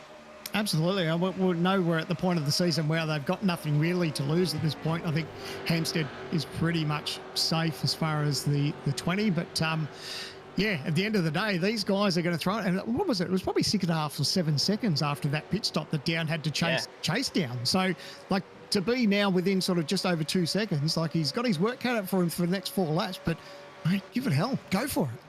Yeah, push it as hard as you can, Down. There's not much left. The gap actually opened up as we bring it back. He actually gained half a tenth, did Richard Hampstead on Madison Down. So somewhere in the line, I think it could have also been trying to overtake Rick Kuznetsov, maybe through Madison off. There's 5 laps to go, 2.5 seconds. You're looking at roughly half a second a lap if my calculations are correct off the top of my head. That's all he needs, half a second, to be able to close down that gap of P number 2. But at the moment, Brady Myers has done what he needs to do out in front and just streaked away. Absolutely. He'd be loving it too. And when you have these races, for me, they're very much few and far between where you have a dominant race. But when you have a dominant race like this, it's such a good feeling where you just feel like you can almost do no wrong, where the car's just hooked up, you're fast, you got no pressure from behind, and your times just keep ticking away. And you're like, how good's this? I wish this could be like every single round. But yeah, it's a really good feeling, and he'd be really enjoying this as those laps wind on. Oh, Hobson had a little look to the inside of Stenny down into turn number 10. That would have opened up the eyes of Kurt Stenberg in P number 8. He thought Hobson was going to throw it down the inside, but wasn't close enough to do it. Hobson and Burke nose to tail behind Stenberg in P number 8, who actually has dropped off a little bit from those two in front. There they are, so his tyre life hopefully not helping him towards the end of this run. Come on, Steady, you can hold him up for a couple more laps. Don't worry about him. Make that Commodore as wide as you can. He's got his work cut out for him, though, when Hobbo's on some fresh tyres there. But good on Steady. It's so good. He's inside the top 10, regardless of whether he loses these two positions or not. It's just a stellar run. It's so good to see. But make that Commodore as wide as you can, Steady. He's going to be making it as wide as he can, because here comes Brenton Hobson. Will he have a dive down in the Miller corner? It's going to come around through Stoner. Not close enough this time around. You can slowly start to see how that line is slowly working in. You can see the real dark patches. It's everywhere now. It's really cool to see those dark patches of rubber. And as these cars come out of Miller Corner, you can see all the marbles as well on the exit curb. So it's been tough out there. The new surface looks pretty cool. It'll be interesting to see how it all plays out through on and how it all develops as we continue, especially into next year. But Stenny holding down P8 right now. Yeah, he's got that little bit of margin. Oh, stay on line there, Stenny. He's drifted that little bit wide. He's thankfully stayed on, but he's got his work cut out for him now. Pressure around the outside. You can see, that car stepped out just that little bit, and he lost a heap of ground. I was about to say that he's got himself a nice little margin, but look at it now. It's nose to tail as we come into 2 laps to go. You could see that's what we were talking about. As soon as he stepped off line, it didn't come back. It just understeered all over Lukey Heights. It just had no grip. And he lost all that time. Like you said, he had a good gap. As soon as he ran wide over Lukey Heights, it wasn't coming back, and he nearly ended up in the sand. Here comes Hobson down the inside into Doohan Corner. He's not going to give this one up. There's 3 laps to go, side by side, down into turn number 2, into the southern loop. Hobson around the outside, Stenberg on the inside. Burke is a watching brief. Yeah, Burke's sitting there going, go, boys, go. Just fight it, and I'll see about sticking up the inside. But, man, look how close it is. It's all nose-to-tail action. These guys are fighting for 8th, 9th, and 10th. Someone's going to make a dive up the inside. Steady needs to cover. He hasn't quite done it. He's stuck it up the inside. Is he going to be able to make it stick? Oh, he did. He got it stopped, got it turned to the apex, but he's going to have the shallow exit, and that's going to hurt his run. Stenberg going to claim that position back. That shallow exit hurt his run. Now he's going to try and set up the switchback as he comes out of Siberia. Look at Berg, the big watching brief, to see whether he can try and make a capitalize of 2 positions here. This is where he made that mistake before, did Stenberg. Lukey Heights, he ran wide, wasn't able to get the cust off. He's run wide again. He's done it again. He's all out in the marbles. He's going to go defensive now. He's going to have to go around the inside. But Hobson, will he keep it out there on the exit? He's going to have no nose, and Stenberg shuts the door. Oh, Steady, keep going, mate. Get that throttle down. Keep that car nice and straight. Look in your mirror, but just hold that line. They know he's going to be so much pressure now because these cars are going to get that draft. He's only got to hold on for 1 more lap. Is he going to be able to hold on to that P8? Only time will tell. 2 to go for Stenny. Can he hold on? Here comes Hobson again down the inside. Oh, he's doing it round number 2 into Doohan.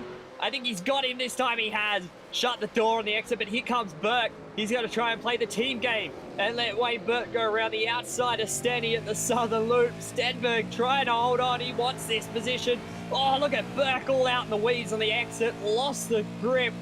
Now down into Stoner. That's side by side into Miller. Inside for Burke. Oh, sorry, Steady, I ripped you off a lap. Sorry, I got too excited. It's 2 laps to go, so he's got his work. But is he going to be able to hold on? He's now on the inside of the racetrack. Just doesn't want to drift out too wide. Still manages to hold on, but what a great little battle between these guys. What a good scrap. These boys are turning it on to end the season. Hobson, Berg, Stenberg, as Myers starts the final lap. These guys are struggling. Hobson ran wide at Miller Corner, last time around, and that brought them all back together. But Myers, what a way to end his season. He started it with a win that we all didn't think was going to come. It came to him, and now he's going to end it with what a great showing from him. Absolutely. Nice little way to bookend the season, is it? Top and tail, get the win. But he's really driven faultless today. It's really been good to see. I'm really hoping this is a sign of things to come for next year. I want him to be up there more prominent and really taking it to these guys. That he's shown everyone that he actually gets it done. He's really good in this car at the moment and really putting on a show. But how's this for a show? Stenny's still holding on. He's holding on. He wants this. He's going to hold on. P9 at the moment for Kurt Stenberg. He's got Wayne Burke all over the rear end of that TTR Commodore. Look at this, right on board with Kurt Stenberg, the exit. He maximised the southern loop, but he's going to have to go defensive into Miller. He's got to cover. He has to cover. He has to put the block on. He does. Good job. Now he's going to hold the position to the inside. He's going to try and make sure he can get the exit drive because he's going to have a shallower line compared to Burke. Burke got up on the curb, and that's going to hold it for Stenny. But Myers, what a way to end our 2022 Logitech G Supercar Pro Invitational. Takes out the opening race at Sebring and then rounds it out with a final one. Brady Myers takes out the final win for 2022. And it's a TTR 1-2-3 with Hampstead in P number 2. And then Madison down. P3 did all he could to close down that gap. But we got to go back to that battle. Gilliam flashed into the lights. Great job. He's held on. Stenny's held on for P number 10. Look at Kobe Jones all over the back of Burke. But Stenberg has held on. What a cracking battle at the end of the race to take P number 9. Well done, Stenny. I know this season hasn't gone your way, but nice to grab a good little run inside the top 10 there. Well done as he holds on. Man, it was getting... He's run out of fuel! Again! Oh, Stenny! What are we doing? We can't do this at the start and the end. We can't. A start and the end. The start and the end. Oh, Stenny! He still held on for 10th, though. Just, like... absolutely nothing in it. Wow. Both races, we had a car run out of fuel at the line when we thought it was all over and done. Both races, start and the end of the championship. We can't do that again. Not happening. And how's Brady just... and Brady wins both of them. So if the car runs out of fuel, Brady wins the race. That's it. Done. I'm calling it next year. Brilliant job. He drove faultlessly, didn't he? Like, he really did a number on everyone. It was really good. And I think just everyone at TTR worked really well together. They really got their setups. I mean, to have a 1-2-3 and to have all the other TTR cars as strong as they were, it was a really good showing by them. A nice way to finish off the season here at Phillip Island. Yeah, what a way to end it. Congratulations to TTR and rounding it off as Hampstead goes for a dip through the weeds. Madison down there coming home in 3rd. What a way to end the championship. Stanley, I can't believe it. He still finished with the top 10 in P number 10 as Hampstead decides to smoke him down for the final race of the Logitech G Supercar Pro Invitational for this year. They will run through those final results as Hampstead and Down bring the 2 TTR cars around that final corner. It was Brady Myers getting the win, drove faultlessly. There's another person that we need to mention, Griffin Gardner, that has driven faultlessly all season long. I don't think one of those...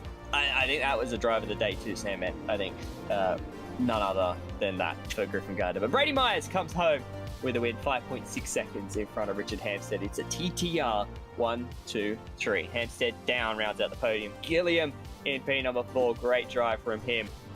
With Jake Maloney, coming home in P number 5.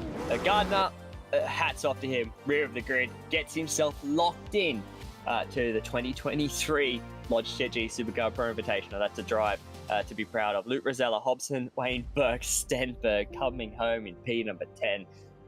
In what was a cracking battle between those three at the end. Kobe Jones, McNamara, Burton, Boyd, Freo round out the top 15 with the rest of the results on your screen. Our champion-elect was Jared Phillip. He had a shocking day in the office and did not finish this race further down the field in P number 23. And a couple of other people who really struggled tonight. Marcelo Rivera had a power blackout, which obviously cost him a good run as well, and so did Ethan Grigol getting involved early on. Those two not seeing much, but there is those points. Griffin Gardner locks himself in to the 2023 Logitech G Supercar Pro Invitational. Brett Loxton and Chris Coxhead, they just miss out, as well as Kurt Stenberg and Jamie Dyke.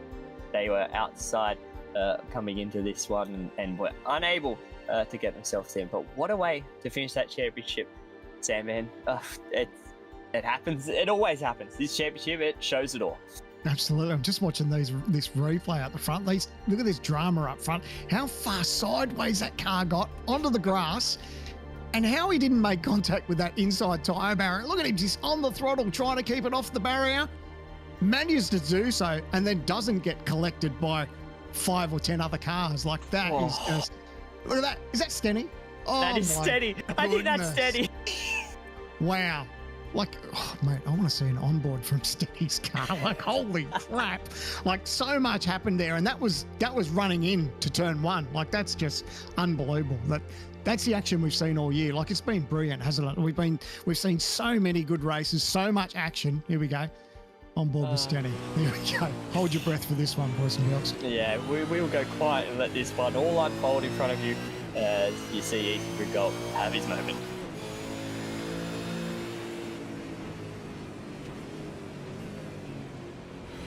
Oh, you're kidding me. Oh, my God. Like, we knew he wasn't going to be involved, and we're still holding our breath. Like, whew.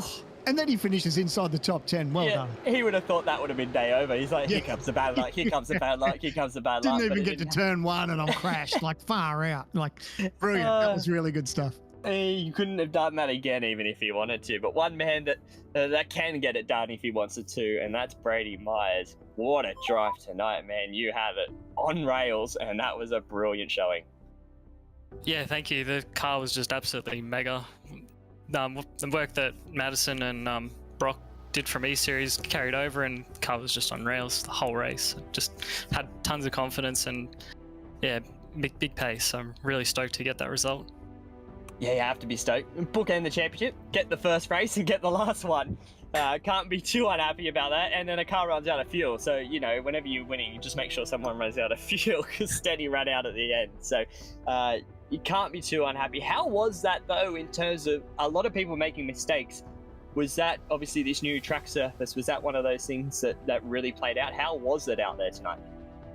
Yeah, the track surface was fine. It was more the headwind, tailwind, whichever way it was going, into MG and Southern Loop and stuff. So just had to be careful of that. But the car wasn't, track surface wasn't too bad.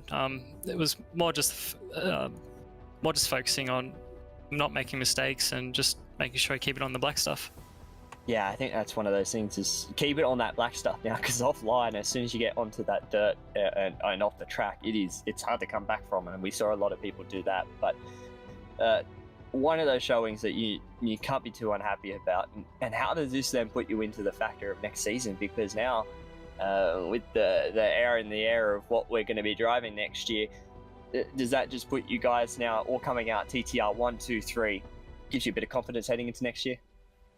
Yeah, absolutely. Who knows what we'll be driving next year? It's all up in the air. But look, if it ends up driving something else, then it's a really good way to finish up with Gen 2. Really enjoyed the ZB. It's honestly a very good car to drive. Once you understand its quirks and ins and outs and stuff, it's a really good car to drive. So, to bookend the season, like you said, it's really cool to win the first and last race of the season. So I'm really stoked for myself and everyone in the team. Yeah, it's been a mega job from all you guys, especially tonight. You guys shown up and put it all out there to get a 1, 2, 3, and yeah, can't fault you drive tonight. That was flawless from you. Like, I said at the start, I think I was like, I think mine had a little bit more pace and down, and from there it was basically it. So congratulations on that. Well done on a tremendous season. Anyone you'd like to give a shout out to? Any thanks? Yeah, just a big shout out to everyone at TTR. We really showed up tonight and gave some stick to the SSR guys. So massive props to everyone at TTR, to Madison, to Brock Salmon, and also Jake Burton, who made the E-Series set. So thank you. To my personal sponsor, Extreme Motor Trimming. It's been an awesome year to do it with family, and really grateful to have them on board and supporting me all the way. To Virtual Racing School, thank you to your support this season. To Cardeffects Model Cars, they do an awesome job for model cars, and I'm sure Sandman knows as well. Big thank you to Lee Ellis Designs. His photos are just immaculate. And thank you to guys for the broadcast. It's been an awesome year, and I'm really looking forward to come back next year. I think we can all say the same thing. I can't wait for next year, and congratulations again, Brady, on a tremendous drive tonight. Hats off to you for getting the first one and the last one for 2022. Thanks, guys. Appreciate it. Thank you. And Sandman, you stood with none other than Richard Hampstead. Been around a bit, but man, he's still got it. Absolutely. This thrills me to say, Richard Hampstead, welcome back to the podium. Congratulations, mate. What a race. Yeah, thanks, Sam, man. Good to be back. It's been a little while. Actually, I think it's not the first podium I've had in this series. I think it was on the podium at Red Bull Ring, but a little bit of time in between drinks. So yeah, really glad to be back on the podium. Sorry, a shame I couldn't really take it to Brady. He just had 1 or 2 tenths on me tonight, but he drove a really awesome race. But happy with the P2 and happy with the TTR podium lockout as well.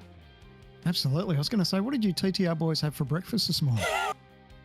Yeah, I don't know. I think for me, really, I've just done a million laps here over, how many years now? 10, 11 years or something? Don't say that. 10, 11 years plus what's a really solid setup that I know Madison had worked on pretty extensively for the E-Series. So just a combination of those two things, I think. It was obviously a really good test session coming into today because all the cars were strong. I mean, obviously Anderson and there was others that had dramas throughout the field, but all the cars were good. So it was, and really good to see, and especially you up there in the Mustang. Like, that's so good to see. We need to see more of that in 2023, if you don't mind. No, I agree. I'll try to be up the front a bit more than I was. This year was a bit of a funny year for me. Just I think the pace was always there or thereabouts, but just didn't really extract it as well as I should. So hopefully I can do a bit of a better job of that next year. Yeah, no doubt you're pretty happy with tonight's result, but is this kind of what you had in mind? You thought this was probably on the radar coming into this after quali? After quali, yes. Before quali, before practice, the practice pace seemed pretty good in this session, but wasn't really expecting anything coming into the night. But yeah, obviously starting P3 always sets you up to have a half decent race, and just tried to keep my nose clean at the start. And obviously it being a long race, I knew the battle would be a little bit further on. So I guess not totally unexpected, when you start P3, but you've always got to execute too. Before we let you go, we saw a lot of dramas with people locking brakes and tyres and having drama staying on the black stuff. How did you go? How did that car feel? Was it a big change with that season update that happened overnight? Yeah, it was interesting actually. I felt like my steering wheel went really numb about 5 or 10 laps in, and I wasn't sure if it was the setup, or wasn't sure if it was the track. I think it's the polishing or whatever they call it. I didn't know if my steering wheel was starting to die or something, but I definitely had a really numb steering wheel. It didn't really seem to affect me, but just a kind of funny feeling through the wheel. But I don't know where that came from, to be honest. Well, I want you to enjoy it, mate. It was a brilliant run tonight. It's going to no doubt put you in good stead for next season. Before we let you go, mate, is there any thanks that you want to give out? Yeah, massive shout out to the team. Obviously a great way to wrap up the season with the podium lockout. Big thanks to particularly, I guess, Madison for all the work he did in the set a while ago, and Brady, who's really kind of been spearheading the team recently, and obviously Virtual Racing School as well. They've been massive supporters of ours for quite a while now. Again, huge congratulations, not for just you, but the entire team. It was a brilliant show. Have a nice little TTR lockout. That was good, and you guys will enjoy that, no doubt. But I say bring on 2023, mate, and hopefully we're chatting to you more often than not. Yeah, agreed. Thanks, guys. Have a good summer break. Cheers, mate. And Jake, you've got Madison down with you now. That I do. Our final podium sitter for 2022, Madison down, and Madison, what a drive again. It could have been a lot more for you, but from a team aspect, you got to be proud of that. Yeah, 100%. Yeah, as I was saying on the grid there, to finish the year off strongly with some pace is really good. And we've obviously had our challenges in terms of car speed a little bit this season, but to finish it off with a 1, 2, 3 and a 5 as well. So 4 cars in the top 5 is a phenomenal effort. And yeah, the car was hooked up. I mean, obviously this year I've had a lot of success at Phillip Island, and when you look at the history books, this has generally been a nice place for me personally, but also the team as well. So to have car speed was fantastic. Unfortunately, from my end, obviously caught up with a little incident earlier with Brody, and then I actually went a bit conservative on my setup compared to the others, thinking that the DEG was going to be worse than it was, and that turned out to be a wrong move. I actually hurt my tyre more with the understeer that I put in the car, so that was, live and learn. I know for next year, but yeah, massive congratulations to Brady. He's been driving really well recently, so well-deserved win. Yeah, that's well deserved from him. He drove a mega job all day, and it's just interesting hearing that you actually tried to drive it or conservative more on the set with that new update. Did that just play a little bit in your mind heading in, just to be like, if I take it a little bit more conservative, I don't know what's ahead of me, so I may as well do that. And obviously it didn't go to what you wanted to, but it was that sort of just the one thing of just being like, let's see what we can get out of this, even if I take a little bit out. Yeah, I basically was umming and ahhing on the grid really. So I must have changed setup about 5 times on the grid, going, do I, don't I, and I didn't really know what way to go. And to be honest, that was actually the setup that I won the E-Series round on, with pole and a race win for the team. But that setup was designed for a 25-minute race. Yeah. So what I was unsure about was how much more conservative would we need to go on that setup. Obviously, with a 250 or 200k race, whatever it is, tonight was 60 laps. I wasn't sure how it was going to hold up, and I probably, just detuned it a little bit too much, and the other guys kind of were a bit more aggressive, and it paid off for them. I thought that the tyre deg was going to be worse than it was, and turned out for me, I just took too much turn out of the car basically, so I just didn't quite have the pace, and I never really got the payback with tyre deg as well. So but as I said, live and learn. I mean, we didn't have a bad car, it just wasn't quite good enough for the win, and Brady and Richard drove really well, so credit to them. Yeah, still can't be too unhappy with a P3 after all of that. 100%. In terms of everything coming out. Yeah, I came away with a P3. Yeah, I took a bit out of the car, but it's still happy. So can't be too unhappy. And how does this make you guys feel, especially going into next year? Obviously, unsure what we're driving next year with everything going on. But how does that make you feel as well from a team aspect as well, and yourself? You guys end this year super high. You've got to be pretty happy heading into next year. Yeah, for sure. It's always nice to go into that summer break, that Christmas New Year period with a really good result. It just gives you a bit of motivation to finish the year, and it's a long year. I mean, we've competed in 3 competitive championships in this car this year in most of our cases. So we've had varied results across those series, but to finish it with some solid results, with tonight with a 1, 2, 3, and also Scops, for me personally to win the E-Series was a massive deal. So we've had a really good 2022. I mean, who knows what car we're going to be driving next year? We might be back in the same car. We might be in a Gen 3 car. It's hard to know. There's a lot of rumours around there, but, it doesn't really matter what car. Everyone puts in a lot of effort and moves forward. And I'm pretty confident, in ourselves, that if we do have a new toy to play with, we should be able to tune it up pretty well for all 3 series that we're probably likely to race in. So, nice to finish on a high. Very nice to finish on a high. Congratulations to yourself and all the TTR. It's been a mega year for yourself, especially with the E-Series that obviously I've worked on behind the scenes with you guys in terms of what I do for that. So it was mega seeing you win that, and congratulations on everything else you guys have done, and look forward to seeing what next year can bring, and have a good summer break.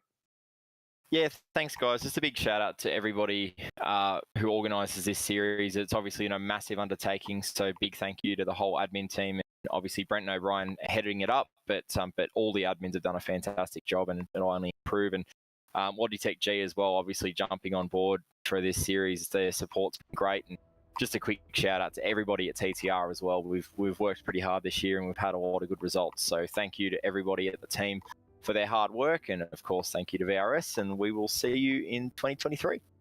Can't wait. I forgot to give you shout outs. That's all right. You covered all the bases. You know what you're doing. You've been here enough. Thanks, man. I've been around too long. I think it's 13 years now. I've been around for a while. Okay, Cheers, I had guys. Hampstead do the same thing. I didn't need you to do it either, but that's all right. We've been around here too long. Thanks, Mads. Have a good one. Cheers, guys. That was Madison down. Just making us feel old, Sam, man. We've been doing this for way too long. But no, what a season, Sam, man. And what a way to end it. Maya's taking out TTR 1, 2, 3. And what a way to wrap up the championship. And Jared Philsell, our first champion elect. Yeah, absolutely. Cracking season from Jared. Shame we didn't see him shine tonight, but, the pressure was off him. And, TTR really brought it to everyone. And like Madison said, they'll go into this off-season and they'll be pretty pumped. It's always nice when you take away a result like that into the summer break, and that carries a little bit of momentum for next season. So really chuffed about how they ran tonight, and really looking forward to seeing how they run next year. And hopefully we get some surprise packages, I guess, from the qualifying series. We get some new faces, and then, who knows, mate, we could be in for something pretty special. We already saw a cracking season this year, but man, I can't wait to see what 2023's got for us installed. And just can't wait for it to get started. We'll enjoy our break, and we'll be back before we know it. No, it's going to be one of those breaks that we will be itching to get back going. It's only a short break.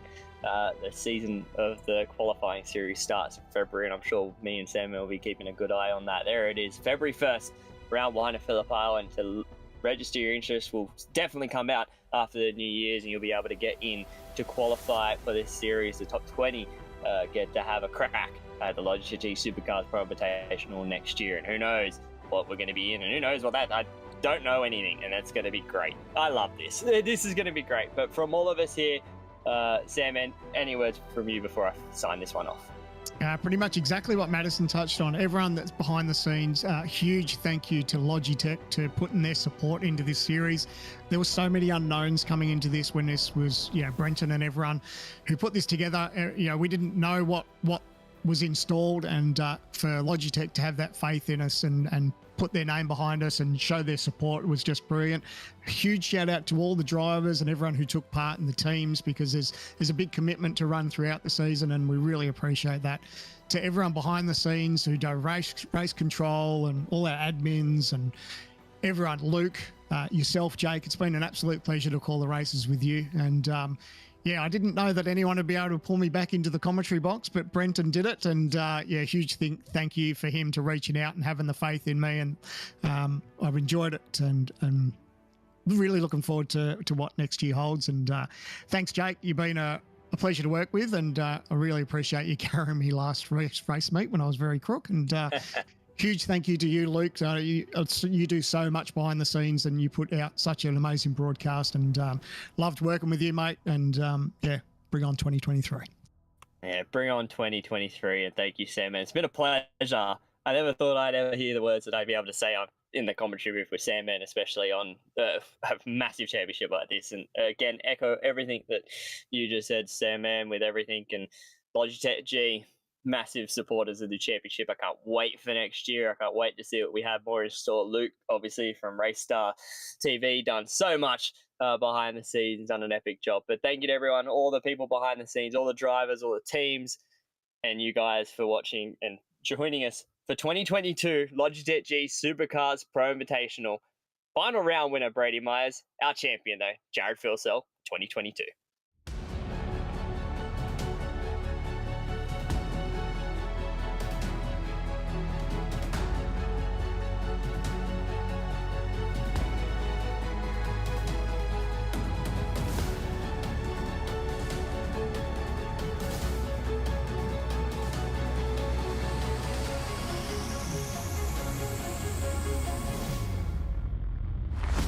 brilliant move from the Boost Mobile Commodore. Phil Cell, opening lap, lead, done, tick, all clean. Now he's just going to concentrate on out in front. And that was just, how good was that? Loved it. He's done it! Phil Cell takes the winner. And what can we say about Jared Phil Cell that already hasn't been said?